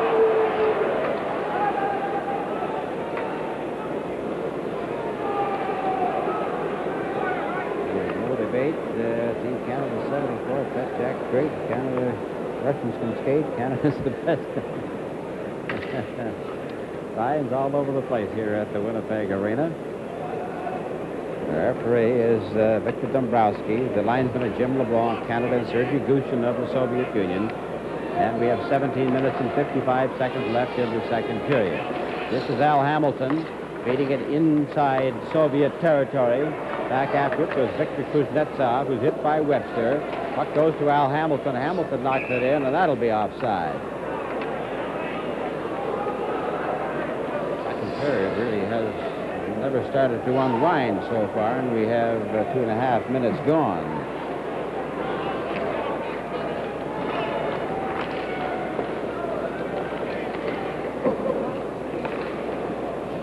At center ice, puck bouncing off the boards with Howe, flipping it through, trying to get it back, but it went to Tom Webster, and he couldn't grab it as he tried to reach for it with the gloved hand. Checked in front of the net. Back to the blue line to Maltsev, trying to get in closer, and Hamilton slides in front to block that one. Tom Webster. Webster throwing it out to center ice, but it was intercepted. He was trying to send Mark Cardiff into the clear. Bad pass by Webster, put it right onto the stick of number 10, Maltsev.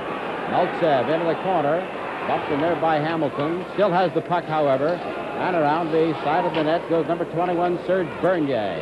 Bernier bumped by Bodanov, then by Anisin.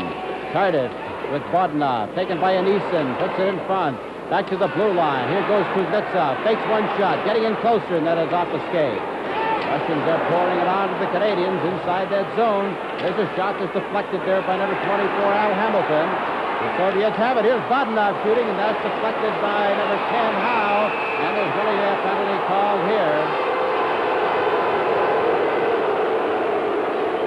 Dombrowski is calling them very close. And that's Al Hamilton into the penalty box with the score. The Soviets 2 and Canada 1. This is game 3 from Winnipeg.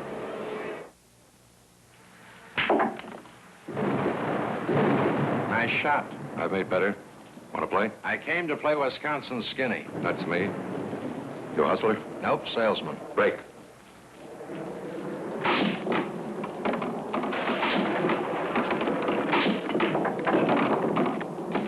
Salesman, huh? What do you sell? Skittle pull. Skittle pull by Aurora. It's a lot of fun. All right, here's the penalty. It was about the third time that we've committed a foul in this series of plays here. Checking from behind, unless we start running into them as we have been doing in 2 games, it's going to be a long, dull, slow afternoon. They pull that little face-off back to the blue line into the corner.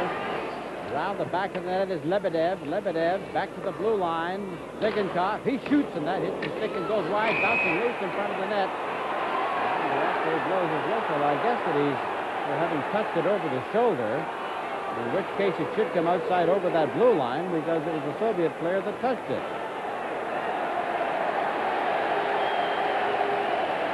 Well, they're taking it all the way down to the other zone because when you're a man short and you touch it over your head in the attacking zone, then the face-off will come all the way back to the Soviet zone, in this case the attacking team. Bruce McGregor in for the draw. Loses it to Lebedev. Zigankov, number 7. Big defenseman can skate. He leaves it there for number 15, Yakashev. Yakashev can really fly as he goes to that blue line. Back to Zigankov. Across the front, there's a shot that's blocked. Through a maze of legs into the corner to Lebedev. Tied up by Stapleton. Shadrin to the blue line. Shadrin along the boards.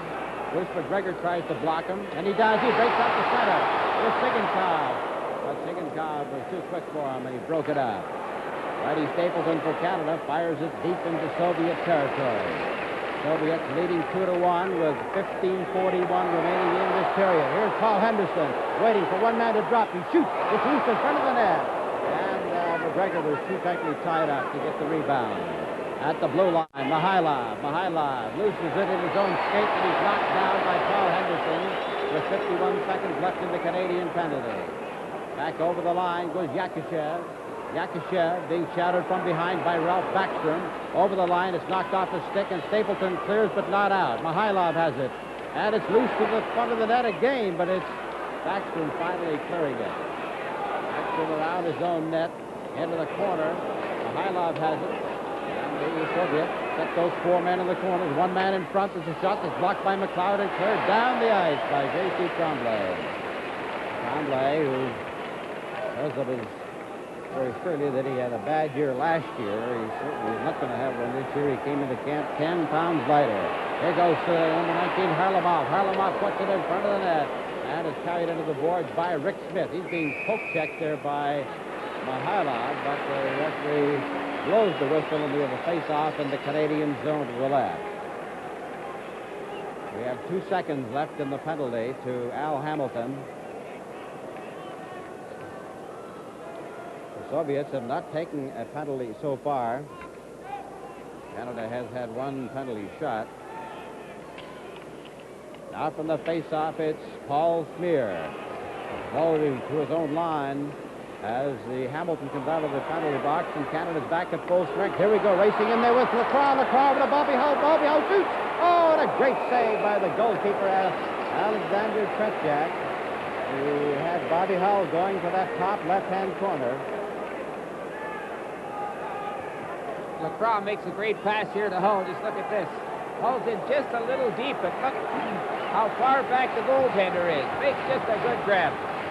On the face-off again, there's Bobby Hull, a backhand shot that stood just off the toe of the stick, and he couldn't really get a bagman away. There we go, back up. There's going to be penalties here. Johnny McKenzie was being tied up. Let's look at this one again. McKenzie and Kuznetsov. I think they're calling doubles on them. What's the score of the Soviets 2 and Canada 1? This is game 3 from Winnipeg. Come on, Larry, let's get the show on the road. We've been all over the place. What kind of affair is it going to be without the O'Keefe caravan? This is their dressing room, office, PA system. Okay, wise guy. You find it. Turn left here. Sorry. Guess we should have turned right. The O'Keefe caravan will go to any community event, if you'll tell us how to get there. Just give us a call at Sport O'Keefe. McKenzie and Kuznetsov in for the double minors, or the 2 minor penalties, I should say. The play is now taken by Smear. Smear trying to get set, but he was caught from behind, and the play is cleared down the ice. Here's Rick Smith racing in after it. Maltsev gets a whack at it, but that puck is bouncing and finally cleared to center.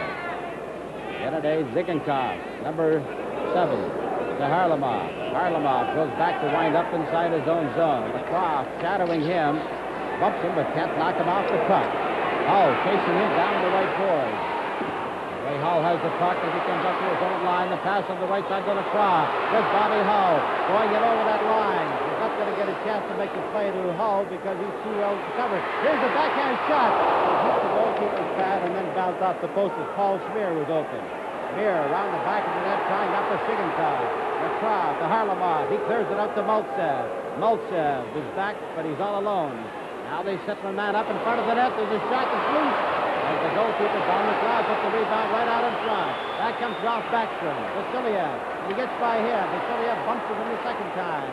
And the puck goes flying back out to J.C. Trombley. Trombley in over the blue line. Trying to pull the puck back to the bang. Oh, a great save by the goalkeeper, Tretiak, as Ralph Backstrom got a crack at it. Trombley did a great job of getting the puck back out for Backstrom. Yakushev at the line with 1 man back. Yakushev turning, and his shot goes astray. As it's taken now by Ralph Backstrom, who tears down the left wing. He's got Walton at center. Walton took the pass, but it was on the backhand side, and he couldn't control it with that curved stick. Chadrin back of his own goal, 12:22 remaining in the second period. We have 8 seconds left in those penalties. 2-1 for the Soviets as they come up. Chadrin back over to Yakushev. Yakushev works his way to the side of the Canadian net and is taken by the Soviets. Back to the blue line. Vasiliev. And that hits the leg. There's another shot that just goes sliding by as Yakushev had it. J.C. Trombley loses it to Yakushev. Yakushev is bumped. And the Soviets get right to the side of the Canadian goal.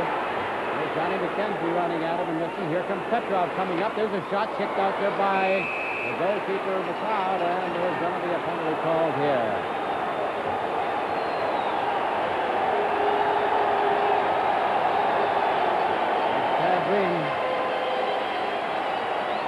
Here's great try-on goal. Watch Bobby Hull create the opening here. Lacroix hangs on to it. Look at Smear move into the opening. A good deke here, right in through the middle. At one point, he had Bobby Hull wide open, but he chose to shoot the puck. Tretiak made the big save.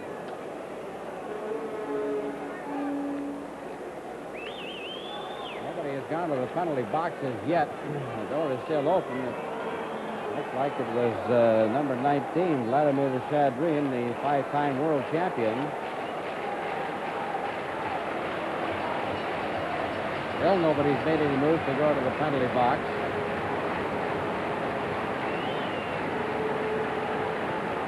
Shadrin has gone to the Russian players box, number 19. He finally comes out now. He had gone to get a new stick.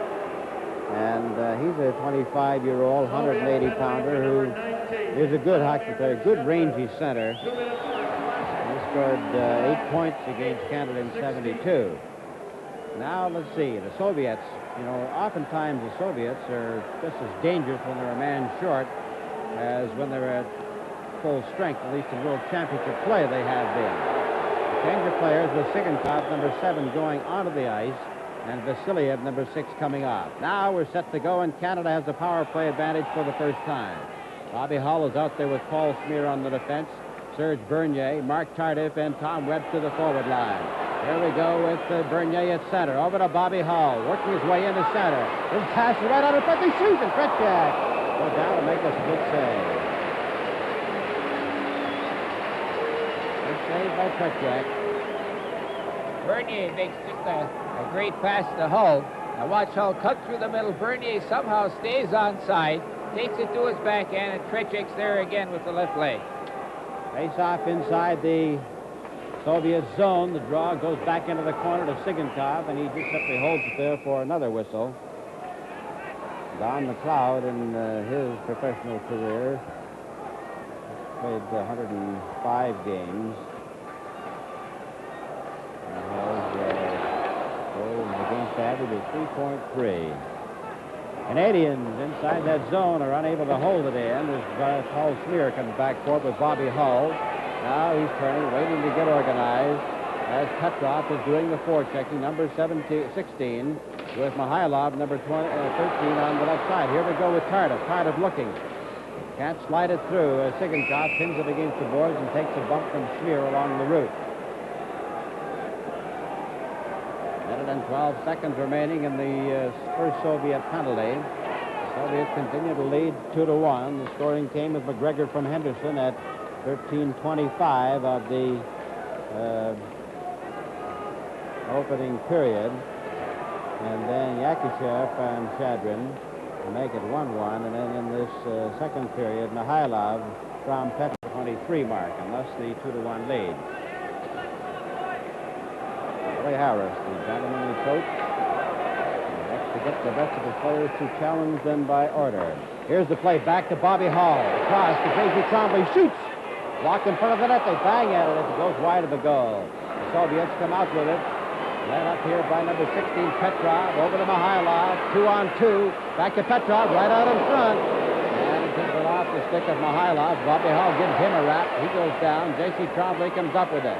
Trombley, as Hull gets up and races down the left wing with Jimmy Harrison. Harrison, number 15. Stick handling, tries to slide through, but he can't get by Vasiliev, who has him too well tied up. They have it pulled against the boards, and it finally goes up into the crowd as Paul Henderson took a whack at it.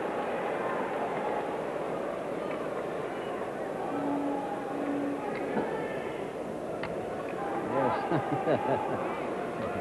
Happy young man who has a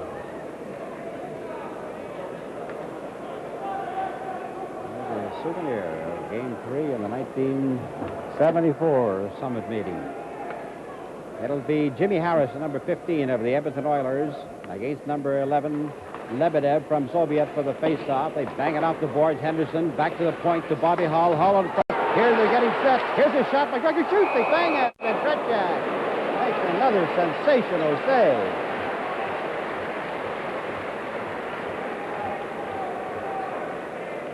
He's watching his hand come out again. And Tretiak is something else. Here she comes over into the middle. McGregor will move in here now. Look at that left hand. Screened and everything else. We have 25 seconds left in Shadrin's penalty, and Canada has actually had two good scoring chances. Not clean-cut, wide-open scoring chances, as they rarely are in power plays, but two good chances, and have failed to capitalize. They trail 2-1. Harlamov loses that face-off. It's taken there by Jimmy Harrison. Harrison racing around the net with Paul Henderson. Henderson fakes once, back out in front to Bobby Hull. He shoots! Blocked out in front, and here comes the Soviets racing back.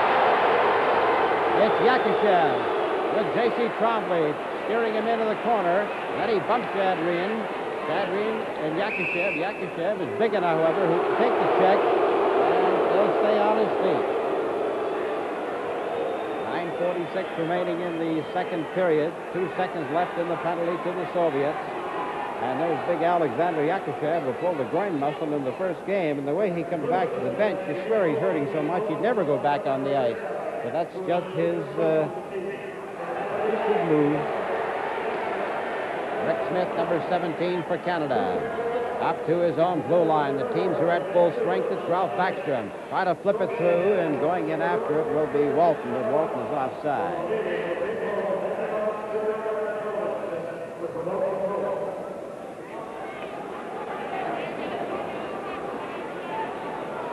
Backstrom tried to flip that little breakaway pass from outside the blue line to Walton, but by the time he got over the red line, he was unable to reach it. Now with Smear riding Bogdanov out of the play. The puck comes out to center ice. Coming back for it is number 3, Luchenko.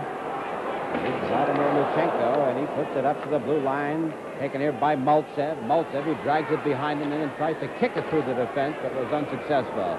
Luchenko to Anisin. Anisin turning in his own line. Has it taken away and right back onto his own stick. Smear goes down and pulls the puck back. Oh, it's Victor Kuznetsov. Kuznetsov, number 12. A late addition to the team this year.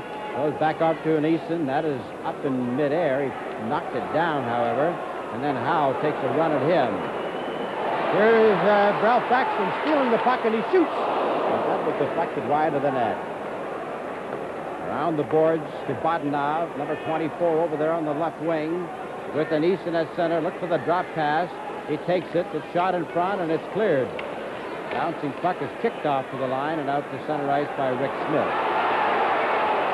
All the way down. There'll be no icing called on this one. The teams are at full strength, and Canada is changing on the fly. Back comes the Soviet Union with Mihailov. Shot right along the ice. Is blocked easily by goaltender Don McLeod. McLeod signed a contract with the Vancouver Blazers for the coming year, so it would appear that Vancouver's goaltending problems are resolved.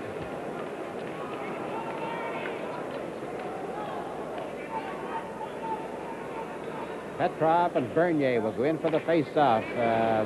Soviets get the draw back to Vasiliev, and the shot is caught. People down McLeod, and he simply dropped it and shot it away, but the whistle had already blown, so that the referee, Victor Dombrowski, is very quick with it. It'll be Petrov and Bernier again. Bernier from the Quebec Nordiques with Mark Cardiff, number 22, on his left wing, and Tom Webster on the right side. 8:09 remaining in the second period. The Soviets leading 2-1 in Game 3. Back of the net goes number 10, Howe. Fires it off the boards, but it doesn't go anywhere. The Soviets clear. They get it, try to jam it from the short side. Maltsev is knocked down with the puck in underneath him as Marty Howe, number 10, the young 20-year-old defenseman, couldn't see the puck and wasn't going to take any chances, so he just flattened the nearest player near to him. Billy Harris says that Gordie Howe will definitely be ready for the game on Monday night in Vancouver. George Bernier has trouble with that puck. Finally takes it to the corner, around the back of the net. Put it right out in front. Here comes Tom Webster with Cardiff, but he couldn't get that pass over to him. Howe goes up to the line, intercepted and brought back out again. The Russians are roaring back. Here we come with Harlamov. Harlamov shoots, and that's high. Petrov tied up in front, picked off now by Bernier. Bernier up with Mark Cardiff. It's 2-on-2. At the Soviet blue line, a drop pass racing in. It's Webster, he shoots the score! Tom Webster! What a beautiful fake. He looked like he was going to let the slap shot of all time go, then he faked and took it in. Now watch watch Team Canada break away here, and this is a great, big, great drop pass. Look at this. Now look at the feint. Trichet comes out. Maybe that's the edge. Pulls it around and puts him in. Webster with just a great goal. Here it is again, the drop pass, puts him 2-on-1, walks in, makes the fake, Trichet comes out, and hey, maybe this will spark us. That's all we need is a little bit of spark. Come on. Well, that's a good birthday present for himself as he becomes 26 next week, and it's now a 2-2 hockey game, all Hawkeye. From New England, Tom Webster makes it a 2-2 hockey game. Here we come, a game of Johnny McKenzie. McKenzie going into the corner, puts it back out in front. Here is Stapleton. Stapleton shooting, that's why. McKenzie shoots loose in front of the goal. And it's cleared as Lebedev comes back for the Soviets. 7 minutes remaining in the period. A drop pass for Shadreen, and it's high and up into the crowd. That Webster jumped a mile high after he scored that goal. And like I said earlier, Harry, it doesn't matter how long these players have been in pro hockey. When they score one in the international games, they just fly up in the air, and then they go racing for the puck and take it as a souvenir. That's one you'll remember a long time, John. It's just a fantastic play. On the face-off, it's Lebedev. Lebedev, long pass that goes off the board. Don McLeod stops it. And it's J.C. Tremblay putting it ahead on the wing for Johnny McKenzie. McKenzie let it roll off the heel of his stick. He was looking for Hull and trying to pass at the same time. Here's Yakishev. He goes in. And the shot is blocked and knocked right by the goalpost as Stapleton tried to clear it. Now we have Johnny McKenzie. And there'll be doubles called here as Johnny McKenzie and Lebedev raise their sticks at each other and start. Bobby Hall was in there as a peacemaker along with the two linesmen. And what they're really careful over here that they don't make 2 minutes into 5 minutes. McKenzie and Yakishev went at each other pretty good over on the far side. This is where it's all started. Now watch here. There was an offside. Now if the offside whistle had been blown loud enough, this wouldn't have happened. There are the two fellas trying to comb each other, and I've seen a few instances where there could be a little vicious hockey. Well, we have 6 minutes and 36 seconds left to go in the second period. It's a 2-2 hockey game as Tom Webster just tied it up for Canada. Now Coach Billy Harris will send out Andre Lacroix with Bobby Hull on the forward line, J.C. Tremblay and Pat Stapleton on the defense.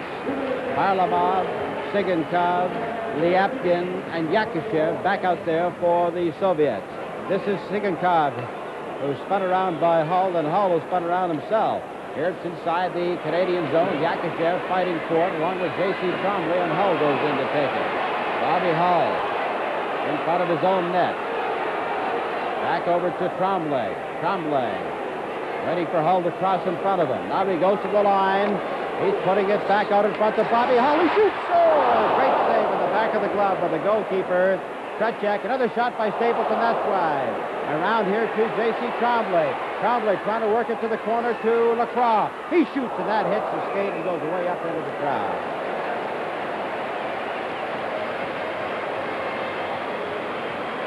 Little Andre Lacroix, who's just been almost, he with Harmelov have been having a bit of a shoving duel. But you know, in each of the games played so far, Harlamov could have almost been the star of the game.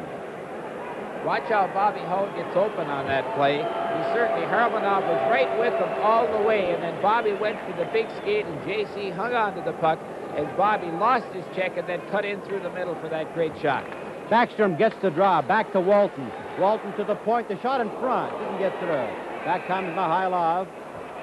But there is whistle for having knocked the puck forward with the hand, and the faceoff will come inside the Soviet zone to the left. I mentioned they call Tom Webster Hawkeye. That's because he wears thick glasses, and in the game he wears contact lenses. Backstrom and Petrov, he gets the draw. Back to Walton, back to the blue line, keeping it inside the Soviet zone. Taken by Gusev. He loses it back out of front. They shoot. Trechek down. He made the save on Walton. keeping it inside the Soviet zone. Walton going over to try to make the check. It's Browse to Mihailov at center, 2-on-2. At the Canadian line, the pass over there to Petrov. It's loose right in front of the goal as McLeod lost control of it. That is Backstrom very quickly into the corner. Backstrom, one of the headiest hockey players anywhere, went over and covered it up quickly to make sure that his team could get reorganized. And the best way to do that would be with a whistle. 46 seconds remaining in the penalties. It's a 2-2 hockey game. It goes back of the net. Paul Schmier can't get it. It's taken in the corner again by Schmier as it comes off the stick. Schmier fighting with Mihailov. Grabs hold of him with one hand, but the puck comes now out there to Rick Smith. Smith with Ralph Backstrom. Walton on the left wing. Going into the line. Drop pass for Walton. Walton goes to the corner. And he has the puck pulled off the stick. Back out in front. And Petrov is there to intercept. 4:57 remaining in the second period. A 2-2 hockey game. Back comes Vasiliev. Vasiliev and his off wing. Back to the blue line. Here's the shot by Mihailov. The shoot! Oh, and a great goal by the Soviets as they fired it in as a beautiful setup from the right side of the goal. And the Soviets go on top 3-2. Well, here they play that tic-tac-toe hockey that they're just so famous for. Schmier stops. Now look at the puck come back. Now watch way over. Backstrom come into the middle, and there's no way you can leave your check open like that. McLeod just had no chance. Just a great three-way passing play, forcing the Canadian players to come out of position. Well, the Soviets go ahead for the second time in the game. It is 3-2, 4:46 remaining in this period with 9 seconds left in those penalties. Now it's Victor Kuznetsov at center ice with Maltsev. Back over to Anisin. Anisin at the Canadian line. Takes a shot. The pass scores! Right from the face-off circle. Don McLeod wasn't even ready for it. A beautiful goal by Alexander Maltsev, who let a burning shot go just about 1.5 feet up off the ice. Just watch the quickness in which he gets his shot away. Look at him now. Watch him. Screen shot. Faked it. There's the pass, and let her go. Second it's on its stick. McLeod back in the net. Pratt should have been a little bit out, but that was just quite a shot. Right off the post, right along the edge. Well, it's a 4-2 hockey game now. The Soviets are leading, and we have 4:29 remaining in the period.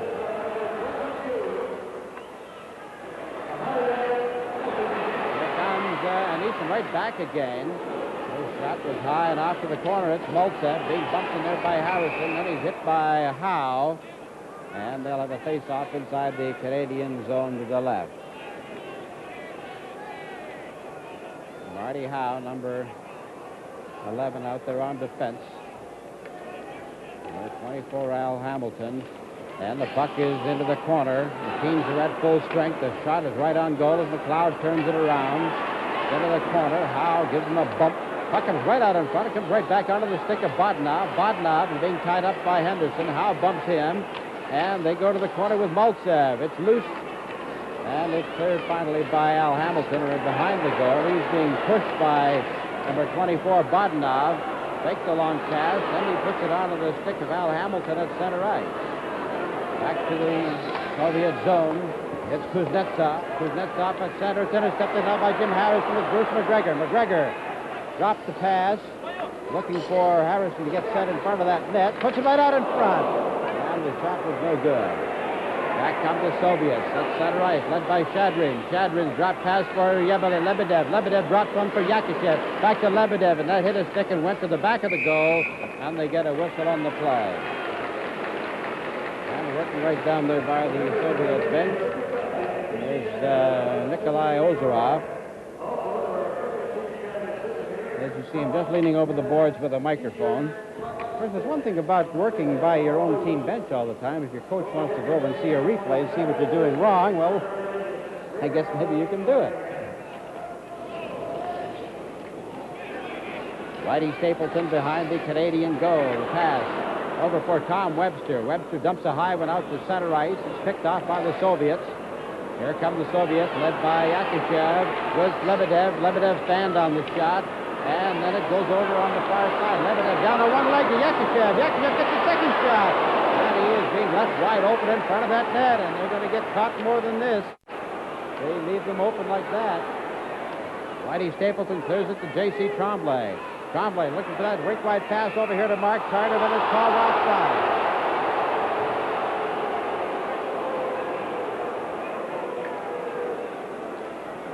Well, maybe they can turn things around. 2 years ago in this game, in this rink, Canada was leading by 2 and blew it and wound up with a 4-4 tie. They're starting to play that famous tic-tac-toe passing game of theirs, Johnny. Just a moment ago, they made 3 consecutive drop passes, and Yakushev moved in for a great shot. But Yakushev, I think, is their leader. He's just so tremendously strong out there this afternoon, and that Harmonov is flying. Yakushev, 6'1", he goes 183, 184 pounds. Now this is Paul Smear for Canada, being turned around inside of in front of his own goal. The Soviets almost picked that pass out of the air. Vasiliev at center ice. Taken by Smear. Smear loses it. Taken by Petrov at center. And the Soviets are just staying wide across the ice, throwing it back and forth and killing off a lot of time, keeping the Canadians disorganized. Johnny McKenzie fires it in, and Bobby Hull goes into the corner after it. Around the boards, it's cleared out to Petrov. Petrov feeds that breakaway pass down that left side to Mihailov, and he's caught by Paul Smear from behind. Out in front, Rick Smith. Smith over to Bobby Hull. Bobby Hull on the right side to McKenzie with Lacroix in front of the net. He shoots! Oh, and the great save by the goalkeeper Kutchak on Andre Lacroix. Petrov back at the Canadian blue line. They got a man in front of the net, but Johnny McKenzie has him tied up. On the boards, it's Bobby Hull. Cutting at the blue line. Getting set. Goes around the defenseman Vasiliev. Puts it right out in front. That is brought up to the blue line and cleared right out to center. Here is the race forward with Petrov and Yakushev, 2 men back. It's poke check to center ice. Here we go with Andre Lacroix and Bobby Hull, 2 men back. Going in over the line. He fakes, drops the shot to Johnny McKenzie. To Bobby Hull. Hull cuts back into the corner. He's trying to set it up in front. It's Andre Lacroix who has it. Back to Bobby Hull, and Hull is knocked off the ball. Down the ice. So we'll call it back for icing with 1 minute and 4 seconds remaining in the second period. And it's a 4-2 hockey game with the Soviets on top.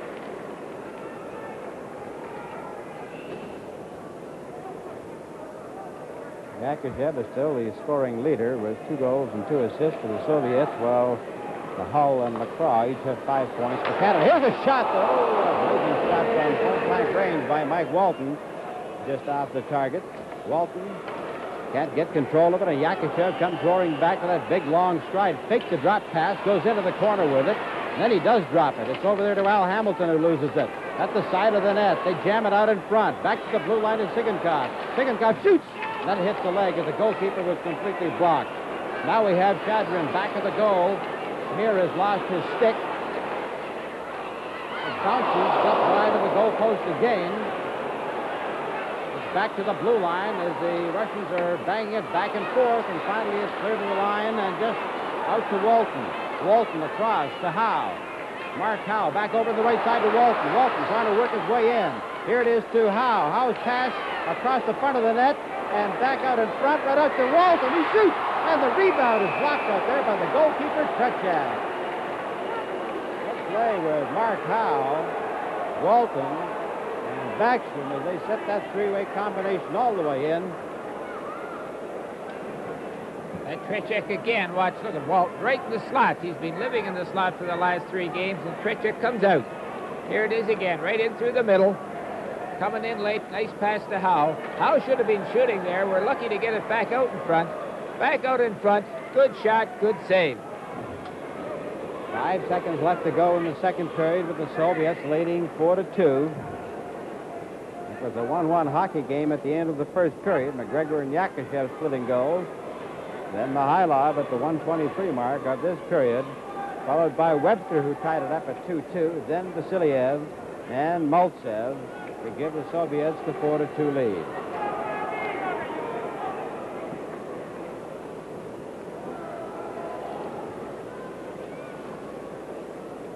Even with only 5 seconds left to go in the penalty, Barry Harris makes sure he wants the right combination out there because he'd like to get one shot off with his face-off. And he sends Bobby Hull out there. Hull will be just outside the face-off circle with Jimmy Harrison, who's good on the draw. They'll try to pull it back to him to get the shot away. Maltsev, number 10, is ready and waiting. Harrison is not ready to move in, and then you'll see just there in the right of your screen is Bobby Hull, and try to pull it back there. They do. He shoots. Oh, it went by the post. Strategy was perfect. The shot was just off the mark. Al Hamilton bumping into the Soviet player as the buzzer sounds to end the second period of play with the Soviets on top by a pair. They came roaring back, giving indication in the first period they'd be tougher in the second, and they were. With the score of the Soviets 4 and Canada 2, this is Game 3 from Winnipeg.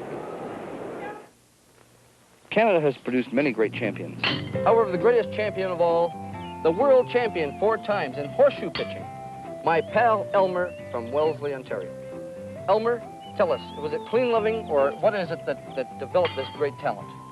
You missed, didn't you? Just missed? Yes, missed. That's the first one you've missed in a half an hour. But you've done well. You've won 4 world championships. How many of these things have you put around a peg in succession? 69. 69 in a row? Yes. Is that right? And you can do it just naturally, with no practice, no... I'll make you a bet that you can't put a horseshoe around a bottle of O'Keefe and the peg at the same time. How much? I'll bet you the bottle of O'Keefe. What's better? That's All good right? enough. Well, Elmer, you have absolutely convinced me that you're the greatest athlete in the entire world. I've never seen a feat like that in my life. I think you've earned an O'Keefe. Here's to you. And here's to you with O'Keefe. Well, you know, there's a lot involved in getting together a series, more than assembling 27 players. There's training facilities, hotels, meals to be laid on, a myriad of details to be ironed out. Among them, the equipment the players will use. Al McCann has that story.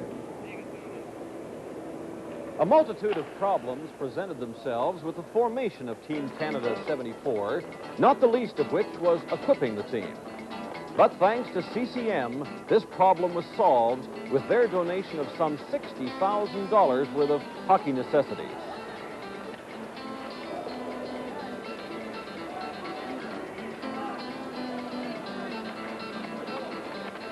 Team Canada's Big M Frank Mahovlich tapes one of his specially made sticks.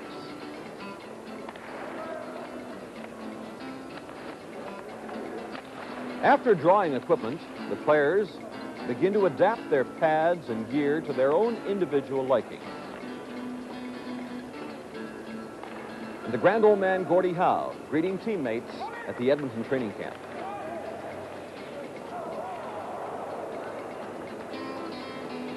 Even brand new pads take some special adjustments for the Golden Jet Bobby Hull.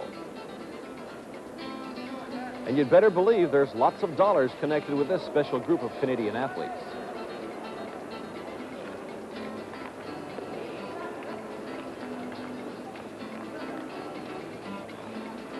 Skates, of course, are an integral part of the wardrobe, and each player was supplied with 2 pairs.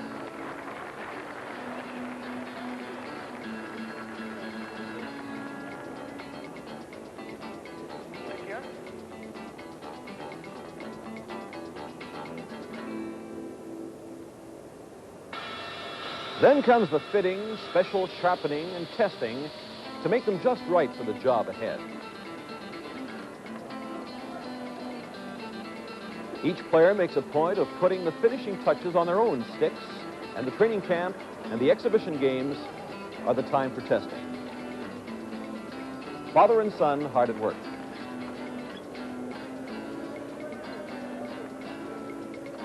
Blue practice sweaters were part of the CCM delivery, in contrast with the brilliant red and white worn in the actual games.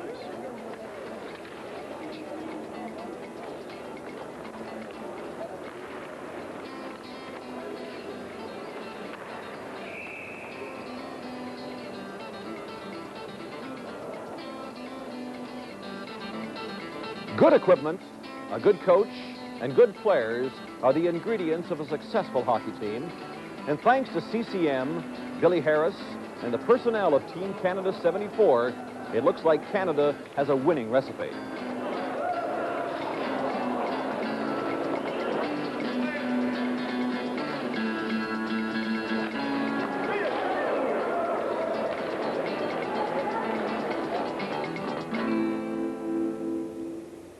moment, we'll talk with Team Canada 74's captain. After the second period, the score is the Soviets 4 and Canada 2. This is Game 3 from Winnipeg.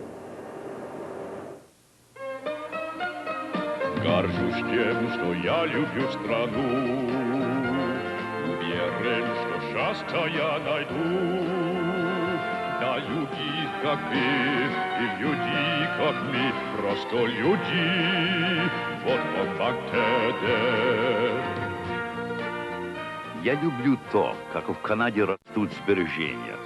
В Торонто-Доминион банке есть много способов сбережений.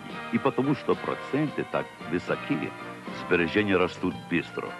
И еще дружественные служащие в Торонто-Доминион даже помогут вам избрать такой сберегательный план, который будет наиболее подходящим для вас. Эх, канадцы, вы, наверное, имеете большое удовольствие наблюдать, как растут ваши сбережения в Торонто-Доминион. Это банк, где люди составляют разницу. Believe me, when we light the Olympic torch on this site in 1976, everyone will share in Canada's pride. You and I can help participate in Canada's first Olympic Games and make them a great success by buying these beautiful sterling silver Olympic coins. 7 sets of 4 coins each are being issued. Series 2 is available now. Order your coins today. The minting is limited. Olympic coins are available at banks, financial institutions, and authorized coin distributors. It's new this year, the Canadian division of the WHA. Yes, the Quebec Nordiques, Toronto Toros, Winnipeg Jets, Edmonton Oilers, and Vancouver Blazers will provide a new dimension to Canada's traditional rivalries. You'll watch superstars like Gordie Howe, Frank Mahovlich, and Paul Henderson, Rejan Houle, Johnny McKenzie, and Bobby Hull. For season tickets, call your local team office. It's going to be a great hockey year in the WHA. Make sure that you're a part of it. Our pleasure now to have the captain, the defensive leader of Team Canada 74 with us, Pat Stapleton. Pat, those penalties had to hurt you a tremendous amount in this game. Well, Don, we played the first 20 minutes. I think we were 8 minutes shorthanded. It was tough. It makes it tough on everybody because the lines are all juggled up, and some defense players have to go a little extra. Well, in the previous series, you played in 72, the Soviets had an awesome power play and a very effective one. I think as a team, you've controlled that situation much better so far in the series. Well, we've been fortunate, but, there again, Don, we had the films to look at last time, and it helps tremendous to be able to go and stop the films and run it back and just see what they're doing on you. So we're able to defend against it a little bit better. Well, you can't really give them any kind of edge. They're so quick, aren't they? If you have the least bit of hesitation, they'll pounce on it and do something with it. Well, they try and get you to move. As soon as they get you to just to make a little bit of a move, they're dropping the puck back. You notice that after they get a couple of quick goals, they got a lot more confidence, and they started throwing the puck around a lot more. I think there was about a minute ago, there was 3 drop passes in a row. They just kept coming in one behind the other, and it's given them a shot in the arm, those 2 quick goals. I'm sure it did. What is happening today? Really, you can't fault our team. Obviously, the Soviets, apart from those penalties, are doing something much better. Well, there again, it's the third game. Our conditioning might be showing up a little bit today. Coming back and playing at 1 o'clock, it's a little bit tougher, and we don't have maybe young legs, and maybe it'll show today. But following those who came into the game today for the first time in the series, would those changes have a bit of an unsettling effect because the people playing for the first time had to be as tense as you were back on Tuesday?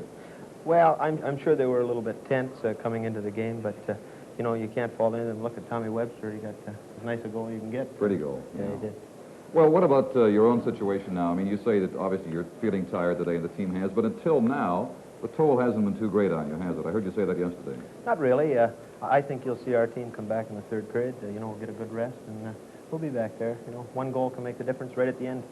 Jimmy Harrison got the puck back to Bobby. If he puts it in, it's a different ballgame. You and J.C. Tremblay have worked together very, very well. Did you have a rapport, did you feel on the ice right from the beginning of training camp? Well, not really. J.C.'s style maybe fits my style, or my style fits his style, and it's worked out very well for us. Pat, I know what you have to do in the third period, and that's get some goals, but is there any overall philosophy or strategy that you feel that Team Canada will have to employ? Well, not really. We don't seem to be checking them as well in their own end today. They seem to be coming out at will, and if we can check them in their own end, they get a little bit flustered, and they'll throw the puck around a little bit, and I think if we can force them a little bit in their own end, we may get a goal or two. Maybe you have to gamble, open it up a bit? Well, I don't think you can gamble to open up too much because they'll set a guy out behind the defense. You can bet that. But, you know, if our forwards can go in and maybe take the man out and get him to, you know, hustle it up a little bit. Pat, you've had a great series. Good luck the rest of the way. Thank you. Pat Stapleton, team captain of Team Canada 1974. Now for some second period highlights. Let's go to Johnny Esau and Howie Meeker. I think you can safely predict that the next goal was going to be the most important goal so far in this series, but the most important goal that has been scored at this point, I think, was Mihailov's goal, which gave the Soviets that 2-1 lead, started them on their right frame of mind, and certainly the right physical trend in the second period, Howie. Well, Johnny, no matter who got that goal, there's no doubt that the Soviets are playing the type of hockey that Canadians know them for, and we're letting them play that type of hockey. They're skating extremely well, they're paneling the puck, they're heading for the holes, and we have nobody blocking the holes or tipping the Canadians, or tipping the Russians, and they're just taking complete control of the game. What are your highlights now? You're going to show us that first goal, that Mikhailov goal, and tell us just what that one looks like and what caused it. Well, as we go through these goals, I think you'll find time and time again where the Canadians are not taking the Russian. Now, just watch here. The Russian goes into the corner and handles the puck, and we don't finish the check. There's the pass to the Russian heading through the slot, and Mikhailov is right off the post. Just Webster has no chance at all. Absolutely no. Now, watch this. Hits the man coming through the slot. This is what we've been talking about. And J.C. Trombley, too, has been caught out of position, but he's really not the guilty one there. Now, look, this has got to be something that just brought everybody to their feet. Watch this great drop pass. Webster goes in, fakes. Hey, and look at that great play. Ha-ha. At least we got something to cheer about. That's the kind of goal every kid dreams about. Oh, yes. He certainly scored a beauty. Look at this. Around Trechek, and in she goes. Well, here's the one that broke the 2-2 tie by Vasilyev, and it's more of the same. The Russian going in deep, holding the puck back, throwing it to the man coming in late, and then we forget all about the far fellow. Everybody's watching the man on this side. Webster really had no chance at all on that. Now Maltsev's goal. This is just a great shot. Now here, the Russian outfought the Canadian for the puck in center ice. Now watch the fake shot. That kept Webster back in the net, laid it over onto the Maltsev stick, and as soon as it was on his stick, it was gone.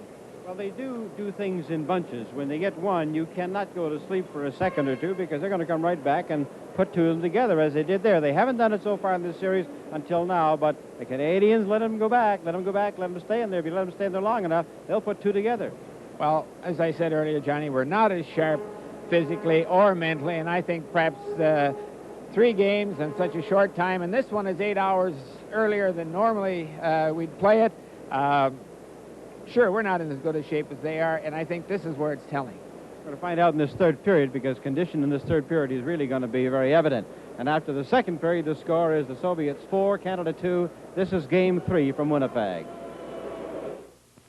Canada is a country rich in the things that oil helps provide, things that help give us our virtually unsurpassed standard of living. Oil doesn't just run cars and heat homes. Oil goes into cosmetics and medicines. Oil goes into adhesives, candles, dyes, films, plastics, inks, insecticides, rainwear, and shaving cream. We use a lot of oil in a lot of things, and at the rate we're using it, we have to find more. So this year alone, in the exploration and development of new sources, Gulf Canada is spending over $110 million. Because unless new reserves are found and developed, in 10 to 15 years, Canada will face a critical supply shortage. But you can't invest money you haven't got. As long as the oil industry is allowed to earn a fair return on its investment, it will continue to invest. To do that, we need government cooperation and your understanding. Because life wouldn't be nearly as pleasant without synthetic fibers, brake fluids, plastic bags, insecticides, rain. Well, for the first time in the series, Canada finds themselves 2 goals behind with only 1 period to go. And here in the stands, not too much panic. What do you think of the game so far? Well, it's a good game.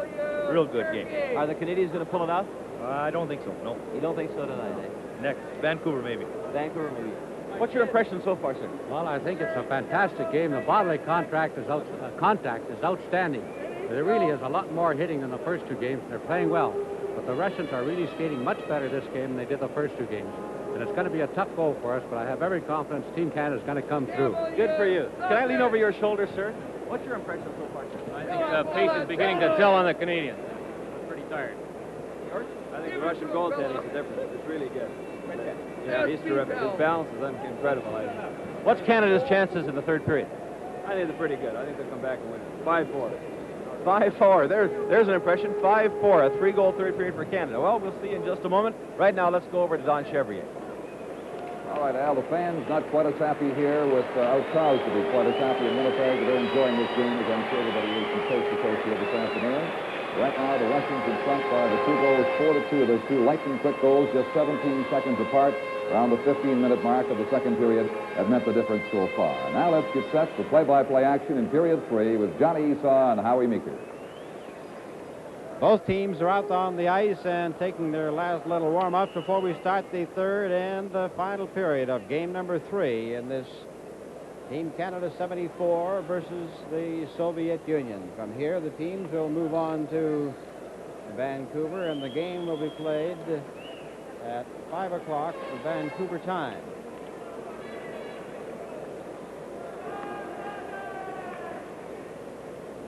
I rather suspect that Billy Harris will be making more changes, but before that game, the 4th game of the series, and then they'll head right from there to Helsinki, stay in Helsinki, play practice there, play against the Finnish national team, go to Gothenburg, Sweden for 1 game, and then go into Moscow, and the games in Moscow are on the 1st, the 3rd, the 5th, and the 6th, and of course they will all be televised with the best wishes of our sponsors here on these telecasts.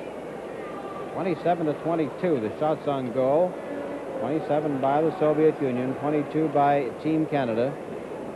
And the Soviet Media Award, the Caprice Award, will be given to the Canadian player and to the Soviet player for gentlemanly conduct after 4 games in Canada, and then another award after 4 games in the Soviet Union. So here we go with game number 3, period number 3. It's 4-2 for the Soviets, and the Canadians hopefully will come out on fire. Here we go with J.C. Tremblay, back of the Canadian goal. Tremblay ahead now to Johnny McKenzie. McKenzie to Lacroix. Lacroix at center looking for help. He's all alone. A pass on the right wing. And Johnny McKenzie took a whack at it but lost control of the rolling puck.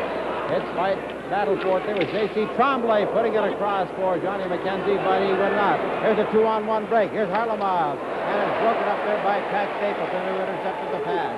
Back comes Lacroix. The pass on the wing intended for Hull did not get through. Mihailov, and the Russians are flying. Here it is, back out in front. They shoot. Oh, and with Mihailov standing at the corner, tried to tip it in, but knocked it wide. The Soviets still have control inside that Canadian zone. Canadians are not clearing. Looks almost like they're playing a man short. Bobby Hull knocks the stick away from Vasiliev. Back out in front of that blue line. Here's a shot, but didn't get away. Another one by Gusev off the skate of Johnny McKenzie. McKenzie goes after it. That's center ice. McKenzie's all alone as they're changing players. McKenzie goes into the corner. He has the puck knocked off his stick, and it comes all the way back down to Canadian territory. That's Pat Stapleton looking for help. Starts to carry it to play himself. Up there on the wing to Paul Henderson, trying to get by Vasiliev. Puck bounces high in the air. Henderson has it over to Harrison, right out in front. And Bruce McGregor was standing there, but the puck wouldn't get onto his stick. As Yakashev tries to split that defense, it's knocked away by Henderson. Henderson is stopped at center ice. Back comes Yakashev again on the left wing to Lebedev. Lebedev waiting for somebody to park in front of that goal. And it's Yakashev back to Lebedev. And it's knocked into the corner. This time it's Yuri Lebedev. He puts it right out in front and it's taken by Jim Harrison. Harrison dangerously close to his own goal crease. Here's the play. Yakashev, he shoots, and that goes right over the top. Bounces off the glass, and finally Schmier shoving Lebedev. It goes into the corner. Lebedev comes up with it, hit there by Henderson. Russia's still inside that Canadian zone. The Canadians cannot get it out of there. Another shot. Oh, and this was Yakashev who tried to steer it behind him into the net, and the Canadians finally clear. 7:40 remaining in the first 10 minutes of this first half of the third period. Yakashev over that Canadian line. Back to Lebedev. Over to Shadreen. Shadreen out in front, and that is blocked. He scores! Don McLeod was sliding across on that backhand shot to try to block it, but he got there too late. The puck went in underneath him, and it's now a 5-2 hockey game. And that had to happen because the puck never came out of that Canadian end for so long. Just watch these fellas throw the puck around. They're just something else, aren't they? Look at that deke. Now the backhand shot, McLeod falls, and as he falls, with the hole between his legs, and it hit the inside of his pad and popped in. But certainly the Russians are throwing that puck around just like they own it. It's got to be passing hockey at its very, very best. Well, the Soviets take a commanding 5-2 lead, and this is Al Hamilton on a left wing pass to Mark Tardif, and it didn't get through. Yakushev gets yet another one. Going back for it is number 10, Marty Howe. On defense for Canada, across to Al Hamilton. Hamilton turning when he can't see a clear avenue. He turns and goes back rather than fire it in. Now is a race for the puck. This time it's Webster losing the draw, and it's called back. And Shepjak came out of there and stopped the puck, but it's called back for icing. All the way into the Canadian zone on the right side.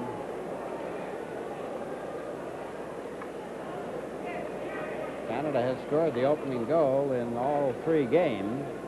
And in the 2 previous games, they've been able to hang on to it. But in this game, they fell behind, got tied up 2-2 in the second period, and then dropped 3 in a row. They had held up momentarily as the referee, Victor Dombrowski of the Soviet Union, picks up something off the ice.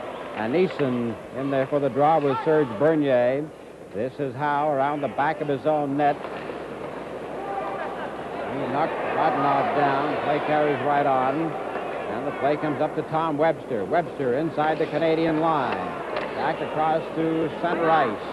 But Webster couldn't get back to it. Now it's taken by Bodnov, but it's called offside, and the face-off will come back to where the offside pass originated, inside the Soviet zone to the left.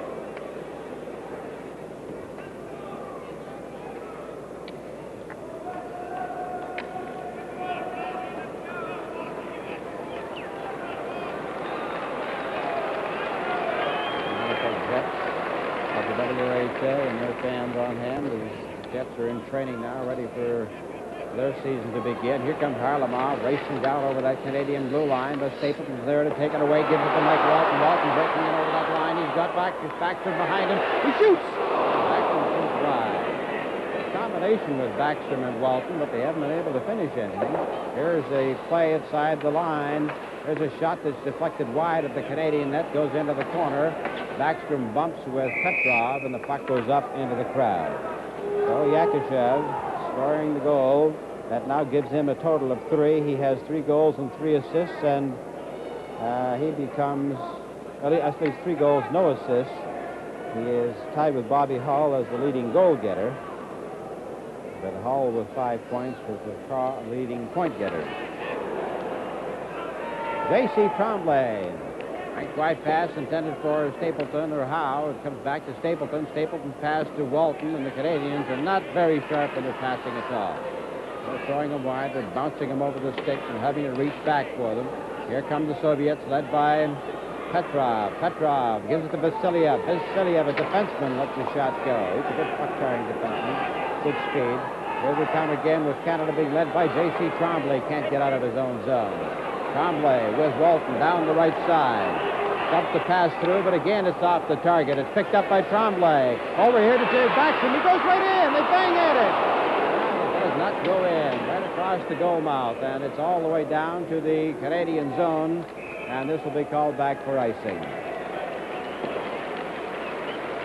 Incidentally, for those of you who may be wondering about icing with a man short in international hockey, they never used to be able to do that, but 2 years ago that rule was changed to suit North American standards. So the rules are pretty well the same as CHL hockey. Now the crowd rises to try to turn on the Canadian side, which means a little bit of get up and go right about now as Yakushev comes out of there with Lebedev and Shadrian up to that Canadian line. Johnny McKenzie knocks Yakushev down, but he's still got the pass away, and they hold it at that Canadian line. Here's Andre Lacroix. He can't get to it.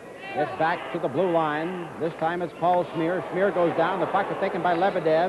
Lebedev is turned around by Bobby Hull. Still has it. Hull knocks him down. Yakushev comes up with it. Hull loses control of it, and it's taken by Lacroix. Lacroix gets it out. Then he is knocked down heavily by the Russian player Sigankov, number 7. Vladimir Luchenko feeds that pass to Shadreen at center. Yakashev, number 15, at the blue line. Tries to cut through. He does, and that was off the stick of the goalkeeper, Don McLeod. Shadreen has it. Canadians intercept. Johnny McKenzie's backhand pass was too far ahead. And the Canadians are playing most of this game inside their own zone as the Russians are tying them up completely. Here comes Rishmir bumping with Lebedev, and the whistle blows as they break it up very quickly.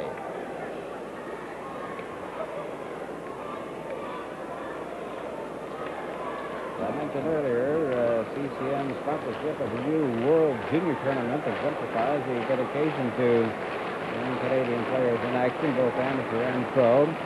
And that tournament announced by the CHA, President Jack Devine, here in Winnipeg at a press conference yesterday. So there's more international action over the Christmas weekend. Here's a breakaway. Here goes Paul Henderson, and he shoots. Oh, and Tretiak robbed him. A wide open breakaway for Paul Henderson, and Tretiak came right out to the front of that crease, and watch this replay. Pass here. Just watch that great pass to Henderson, who goes over the blue line home free. Look at Tretiak stand out there. Just stood right out. Another instance, I would believe, where Henderson might have had a little more success had he faked the shot and make the draw. Now racing down that right side to catch up with that puck. Lose it to Anison. Anison, number 22. His shot is blocked by Marty Howe, but they still have it inside the Canadian zone. Back after it. Bodnop, number 24, hit by Al Hamilton, 24, and Eason runs in on Mark Howe, and it's carried back to the net by Bruce McGregor. McGregor, number 20. And really shattered in there as the Soviets know they have the Canadians on the run, and they're finding new strength, new good legs. Here's Bodnop, has it taken away from him. Bruce McGregor coming up there with Harrison on the wing, and Harrison pass bounced right across, and because it was hit and tipped, it delayed enough to go over offside.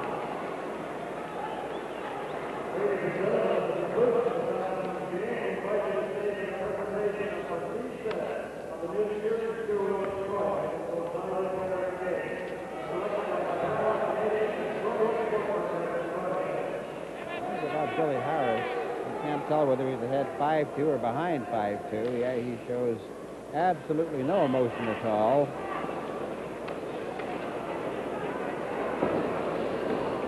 The Canadians with Mark Tardif out there on the forward line. Back to his defense mate, J.C. Tremblay, but it's taken away from him by Petrov. Going in with Mihailov back on the front of the back. Shoot, what a great save by Don McLeod, who had to go length from one side of the net to the other. Great play by Don McLeod as the Canadians now led it here by Tom Webster. Webster leads that pass in to Mark Tardif, but Tardif was offside. We have 2 minutes and 42 seconds left in the first 10 minutes of this third period. Certainly had to show you this again. Watch the Russians take the puck off of JC, and look at him throw this thing around. And McLeod comes up with another great save. He's played extremely well this afternoon. Face off at Sunrise. Mihailov fires a long pass in the Canadian territory. J.C. Tremblay takes a look behind him as he goes in for it. Back over there to Bernier. Bernier loses it. Here's a shot that's bouncing as it hit the goalkeeper's stick and went into the corner. McLeod did not have control of it. Here come the Canadians back at center ice, but that puck is rolling and they can't seem to make a play with it. Petrov, and it's picked right out of there by Mihailov, and the whistle blows.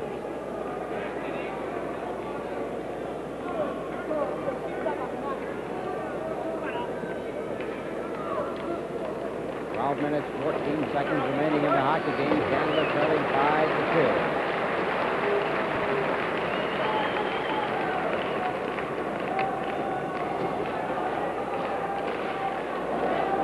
Ralph Backstrom at center ice. Rick Smith comes up to help him out with the draw over to Walton, going in over that blue line. Walton cutting in on his off wing, puts the raw shot right in front of the net, and Tretiak deflected it. Back to the blue line. Here's Paul Smear shooting. It's blocked in front of the net. Back to the blue line again to Rick Smith. Smith over in front. Taken now by Howe. Howe shoots! And Tretiak stopped it, but he didn't even see it. Walton has it. Against the boards. Mike Walton stayed right back, hoping that the official would call foul him for delaying the game because Walton was not holding the Russian player who was holding the puck. That's what the fans were excited about. Ralph Backstrom gets the draw. Flips it in, and going in after it is Luchenko. Backstrom takes it right away from him again. Backstrom is a real bulldog out there when he goes after that truck. Here comes Yakushev, and look at Backstrom stay right with him. Knock the helmet right off him. And then he takes a run at Lebedev. Here comes the puck in front of the net, and the penalty is going to be at least whistle blows. An indication of a penalty as the Walton was breaking right in on goal. Just look at this Backstrom. It started over in this corner. Takes the hat right off the Yakushev. Look at here. There's Backstrom. Great pursuit. He's after a man that's certainly played extremely well this afternoon. There goes the helmet. Checking like that a little earlier in the game certainly would have helped. Ralph Backstrom's been around a long time, but it certainly hasn't taken any toll of his legs. You know, he started with the Montreal Canadiens back in 56, 57. And so he's been around a long time, but boy, can he hustle. Here is Walton putting that puck onto the stick of Neeson. Back to Maltsev on the right side, trying to stick handle through. He shoots. That deflected off the goal. And they bang it in on the rebound. Don McLeod made the save. The rebound came out. The puck looked like it had gone by the red line past the net at an impossible angle, but the shot still went in. Russians are really flying. Look at him take the pass. Great shot here. Good save. McLeod made the save, but he went down. Now watch the Russian pick it up. It hits McLeod and hits the top of his stick and bounces in the net.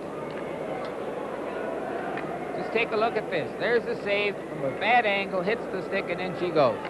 Vodnov looked like he had gone too far, but he had not, and that's now a 6-2 hockey game as the Russians take a commanding 6-2 lead, and we have a minute and 16 seconds remaining in the first half of this third period.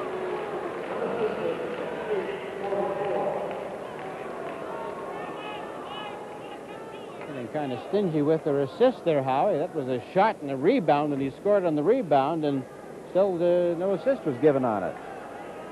Certainly there should be an assist. There's no doubt about that, Johnny. But that was a pretty good shot, and it's just one of those things that when you go down to make the save, then you always run the risk of that puck being able to go in over top you.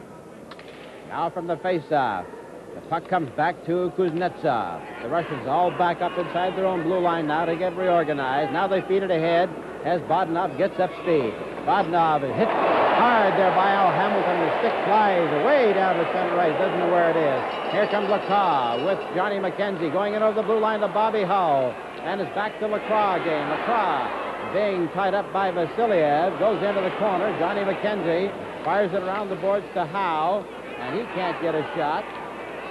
McKenzie has it again. McKenzie turning into the corner. Vasiliev tries to tie him up. It's Andy Lacroix. Fires it around the back of the net. And the Soviets come flying out with Bodnov. Taken back here by Al Hamilton. Hamilton dumps it across to Howe, to Hull. And Bobby Hull slowly winds up behind his own net. Now it's Al Hamilton coming out on the left wing. Forward pass to Andre Lacroix to Bobby Hull on his off wing. And it's poke check down the ice. Actually, it wasn't poke check. He took a swing at it and knocked it down the ice. And it goes as an icing call. Marty Howe, a young defenseman, 20 years of age, a good hard shot. Not a great rushing defenseman, a good defensive defenseman.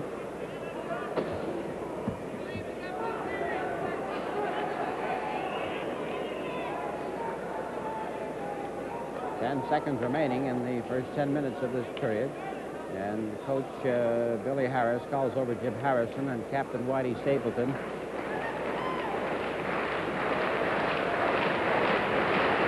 The goal down. Up there for the Soviets. Number 2 is big Alexander Gusev, a good tough defenseman. And the Shadron, they've gone with 3 lines pretty well. Canada's been going with 4. Harrison gets the draw back to Stapleton. Stapleton shoots. That's wide of the net, and Trutchak comes out back to the goal to pick it up because Henderson was going in after it. Well, in the first two games, the 4 good lines for Canada were better than the 3 good lines for the Soviet Union, but today, those 3 lines of the Soviets are being able to outlast our 4. Number 7, LaCroix, with 16, Petrov.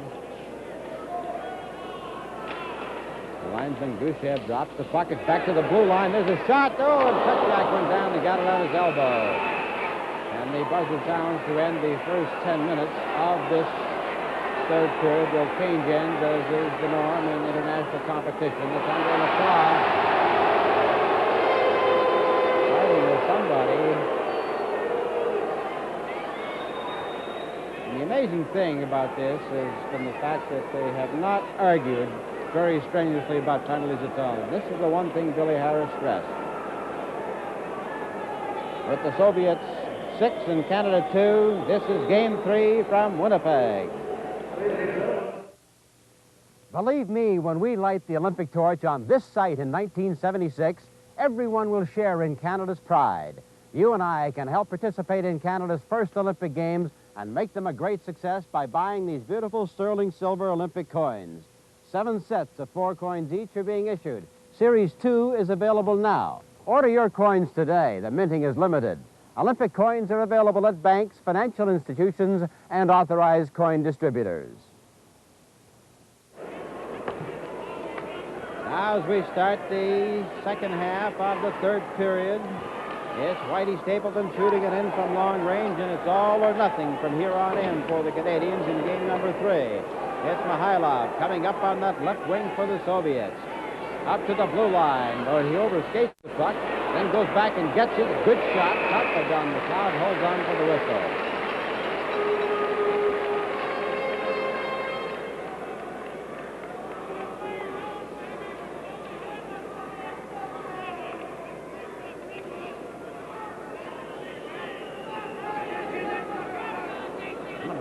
Problem, of course, of putting together a team is trying to get everybody into the lineup, which means you're using combinations which are not too familiar with each other, as is the case here today.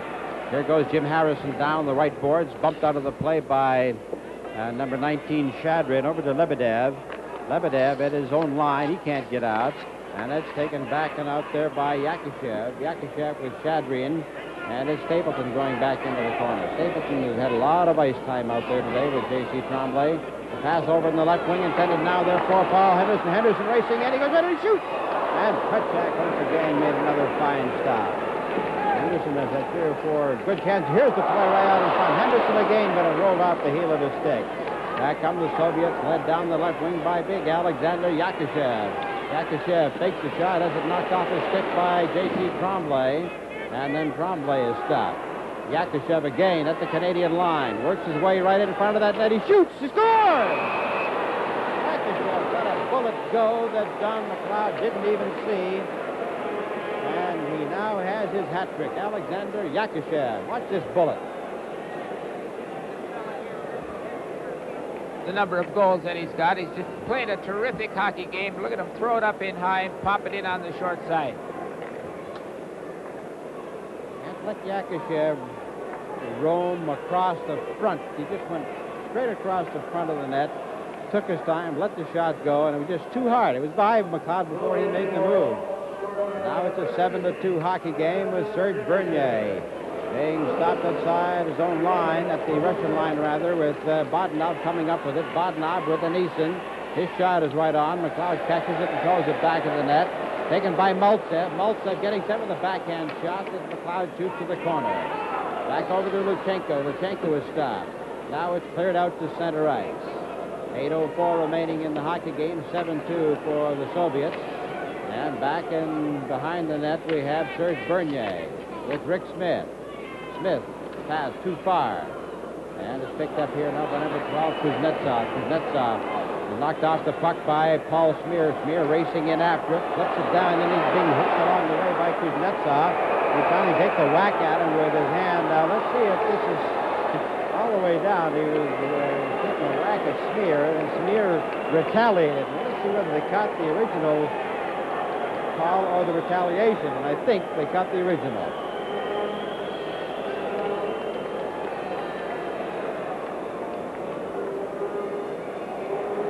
score, the Soviets 7 and Canada 2. This is Game 3 from Winnipeg.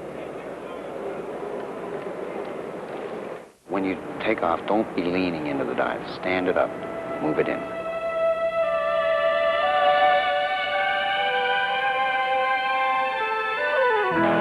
I coach diving, and one of the ambitions of my divers and myself is to win medals in Olympic Games or international competition. And through the O'Keefe Sports Foundation, this is something that is now, I feel, a possibility. Carling O'Keefe, is this any way to run a brewery? You bet it is.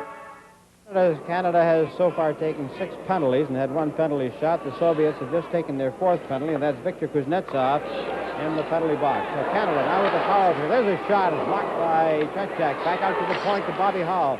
He flips a high shot that hits a sign that says Bobby over there in the corner of the rink. But the Russians are not giving him the time to get set and make those soft passes and hard shots that you'd like to have on power plays. What they're doing is we're rushing at them and making them hurry. Here's a clearing pass to center ice as Pat Stapleton turns with it. Gets it up ahead. He's got the play carries right on, and so the Canadians lose control of it. Back for Canada. Mark Howe, number 11. Starting out on the right side. Trying to set up this power play with Ralph Backstrom and Bobby Hull. And he stopped at center ice by Eason, and Eason promptly fires it down the ice. Backcourt goes Pat Stapleton. He killed off 42nd of the penalty so far. Now right wing pass intercepted again by Eason at center ice. So the Canadians will have to try once more. This is Mark Howe around the back of the net as he took a pass from goalie Don McLeod. And it's out to Bobby Hull. Here's Hull racing down center ice, cutting over on the right wing, trying to get by Petrov, works his way into the corner, tries to get around the back of the net, still has it, works his way out in front, back to the corner to Howe.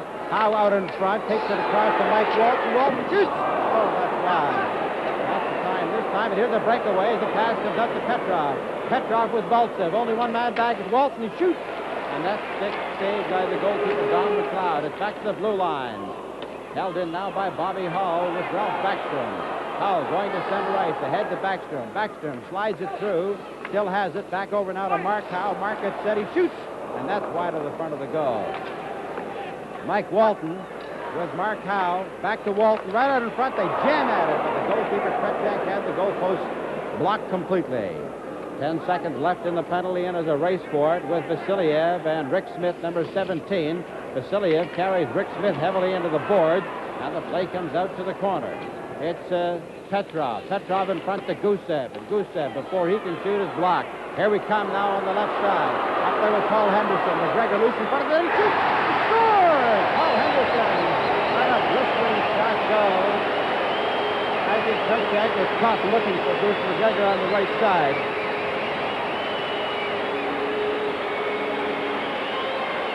Henderson with the puck. He's got a winger with him, and I think this time Tretiak's kind of looking for the pass. But look where he's playing. Henderson picked the short side, really threaded the needle with him.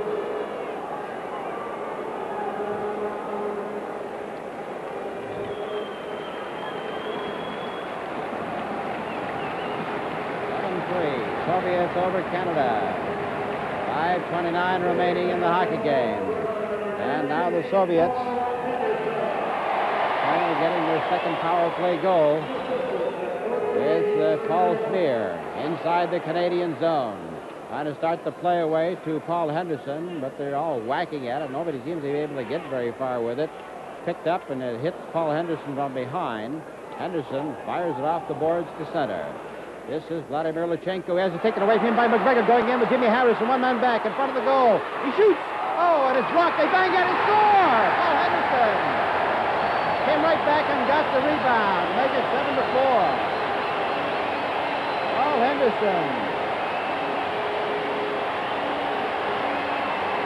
Here's McGregor coming in here. Look at, gets a pretty good play at the net. And now watch here. Henderson come in late. There goes the rebound out through the middle. Nobody picked him up. And he gets his second in a row. Here it comes again. Right with him. Tretiak makes the save. It goes down. Pops it up over top. Well, the thing is, hard to beat Tretiak the first time. You've got to grab him on those rebounds.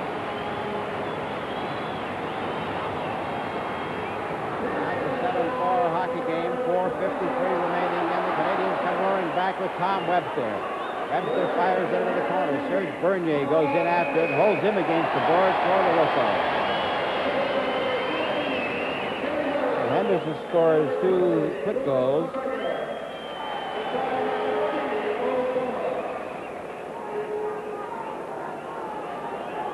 McGregor and Harrison were given assists on the goal by Paul Henderson.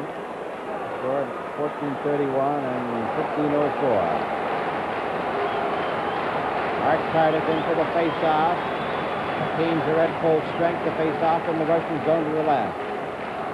They pull that draw back. It's out to the line. Brought out there on that left wing.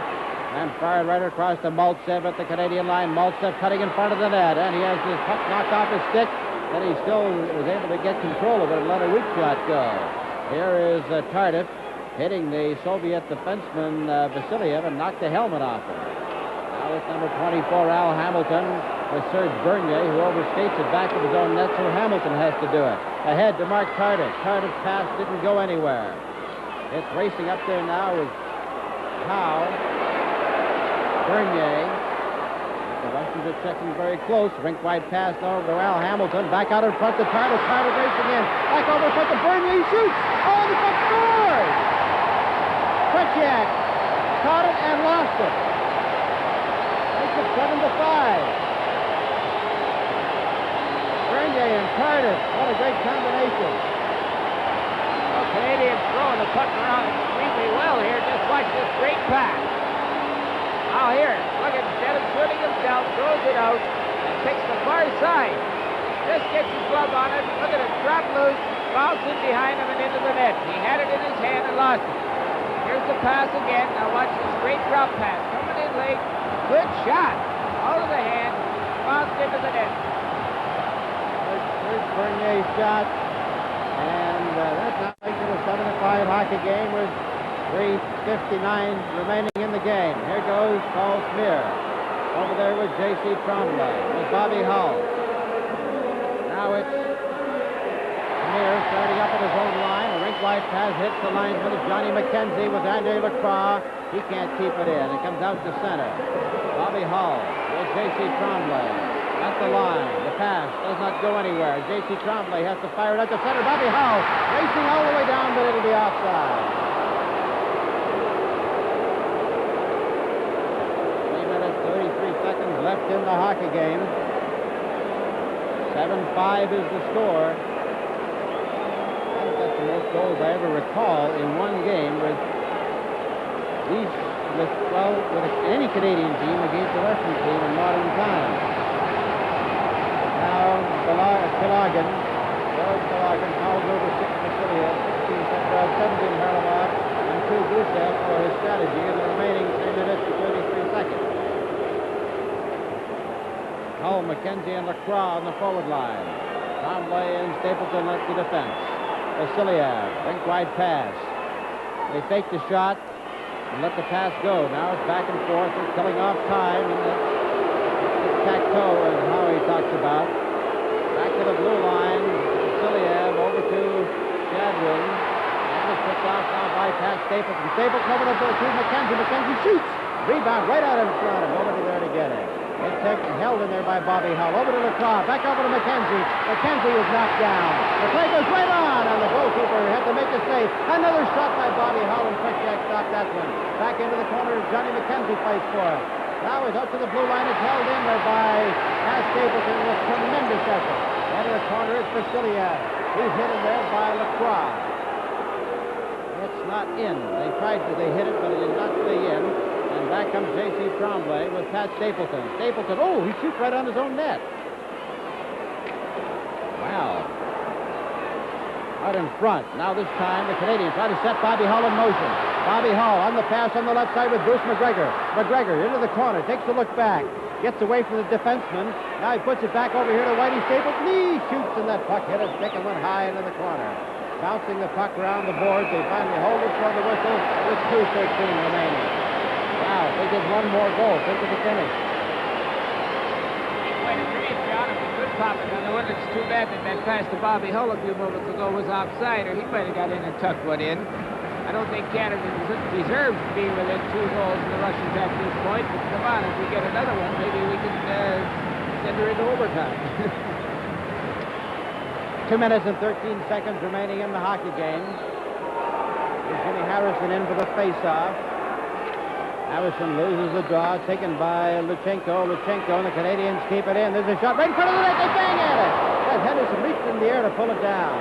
Back comes Vladimir Luchenko at center right. The pass on the right side to Lebedev. Lebedev, number 11, trying to get by Smear. He cuts in front of the net. He bangs at it. And that hit the goalpost. The red light goes on. The puck is in the net. Lebedev had McLeod going down, and he cut him back on the short side.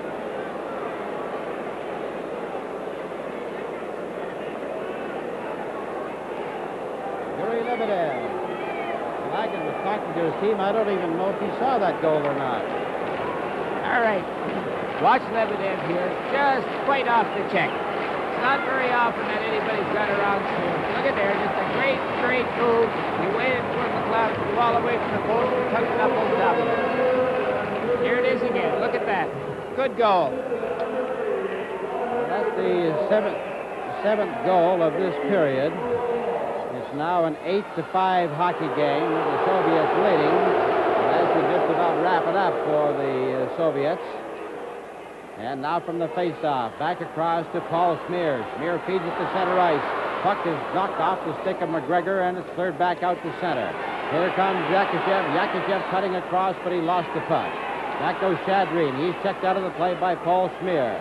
Henderson at center ice, cutting over on the right wing. At the blue line, he fakes a shot, then let it go. He pulls the trigger slightly. Here it is out in front of the net again to Bruce McGregor.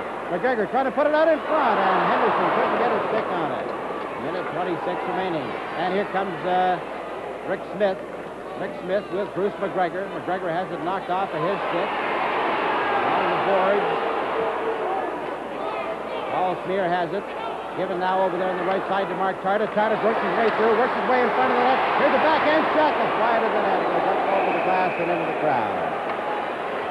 1 minute and 4 seconds remaining. 8-5, the score at the end of the second period. It was 1-0 at the end of the first. It was 4-2 at the end of the second. And now it's 8-5 here with 1 minute and 4 seconds to go in the third period.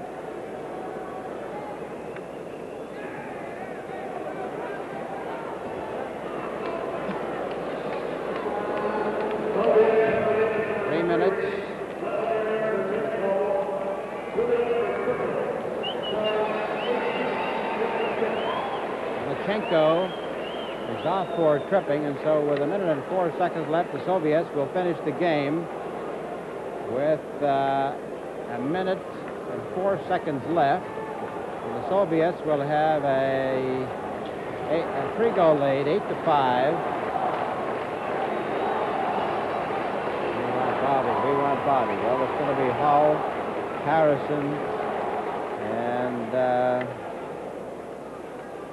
Bernier. Stapleton and J.C. Trombley back on the defense. Bernier will go in center for the face-off with Petrov, but back to Mark Tarda. Tarda with Stapleton. Stapleton into the corner, and they're having trouble getting it set up. The Russians checking too tightly and hold on for a whistle. Seems to me, Howie, that they're hesitating on the power play. They're waiting and taking a look to see where they should throw it to instead of automatically throwing it. Well, we're trying to get picture goals and trying to put the fellow in the slot with the puck all the time, and you just can't do that because the Russians are taking the slot away from it.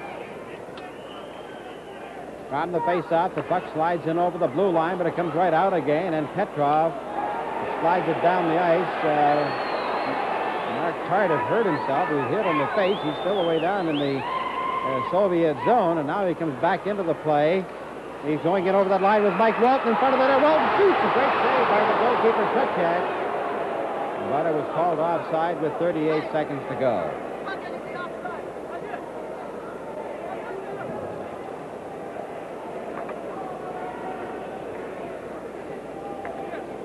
Billy Harris still has the Bernier Webster, Cardiff line out there for the remaining 38 seconds of this power play. Puck was taken by Stapleton, back to Bobby Howell. 8-5 is the score with the Soviets leading, and the puck is knocked off the stick of the goalkeeper with the goalkeeper, at least with the goalkeeper out of there. The puck is knocked right in front of the net, and here comes Stapleton faking a shot, shoots it in. The Canadians move 5 men up, 6 men up over that blue line now. The puck comes over to Mike Walton. Walton dumps it back across to Stapleton, and can he hold it in? He does. Into the corner. And that's Sigenkopf bumping the Canadian player there, and they start raising their fists, but the referees were in there quickly to break it up as only 4 seconds remain.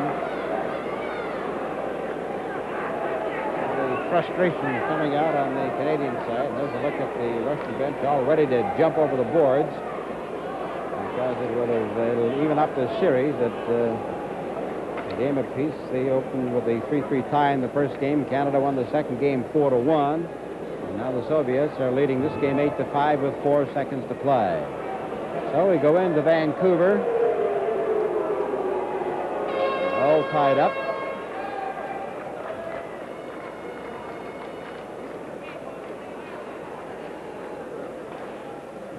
Canadian net is still empty. 6 men are up there. They hold it against the boards, and we have no time left. The whistle blows. The game is all over, and the Soviets have won their first game in the series, and they have a brand new series going into game number 4.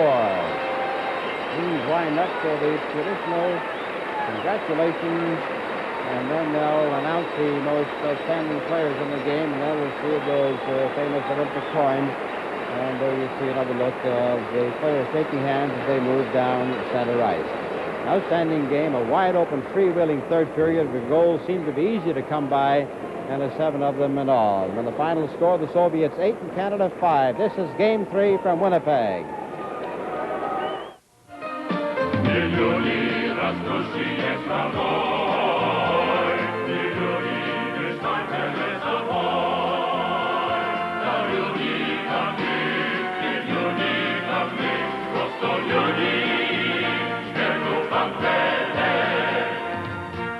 Одна из многих вещей, которые мне нравятся в Канаде, это рост наличных сбережений. Простой способ сберегать рубли и копейки. Вы только скажите в Торонто Доминион, сколько вы хотите сберечь и когда вы хотите вложить их в банк. Все остальное они сделают. Соответствующие суммы будут переводиться с вашего чекового счета на ваш сберегательный счет автоматически. Это так просто. А люди такие хорошие. Это банк, где люди составляют разницу.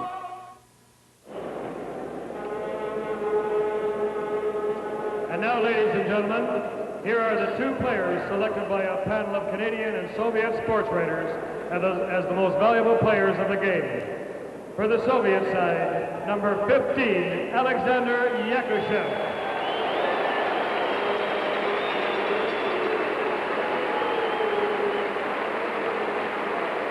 And for Team Canada, number 19, Paul Henderson. The presentation of prestige sets of Series 2 Olympic coins will be made by Mr. Bill Colbert, the goaltender for Canada's Olympic gold medal hockey team at the 1932 Olympics.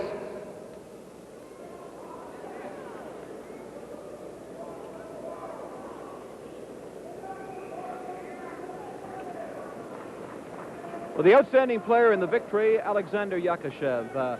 If you could come in here, Alexander, please. Alexander, with this great victory today, I'm wondering if there was any change in the overall strategy of the game. Какое-нибудь изменение в тактике команды по сравнению с прошлыми играми? В этой игре было какое-то изменение в тактике? Тактический рисунок мы оставили прежний. Атаковать, атаковать и атаковать. The tactics have remained the same. You scored 2 brilliant goals, Alexander. Две замечательных шайбы, Александр. But I was wondering if the team, your team, were now hitting more, being more physical. Я хотел бы спросить вас, ваша команда, на мой взгляд,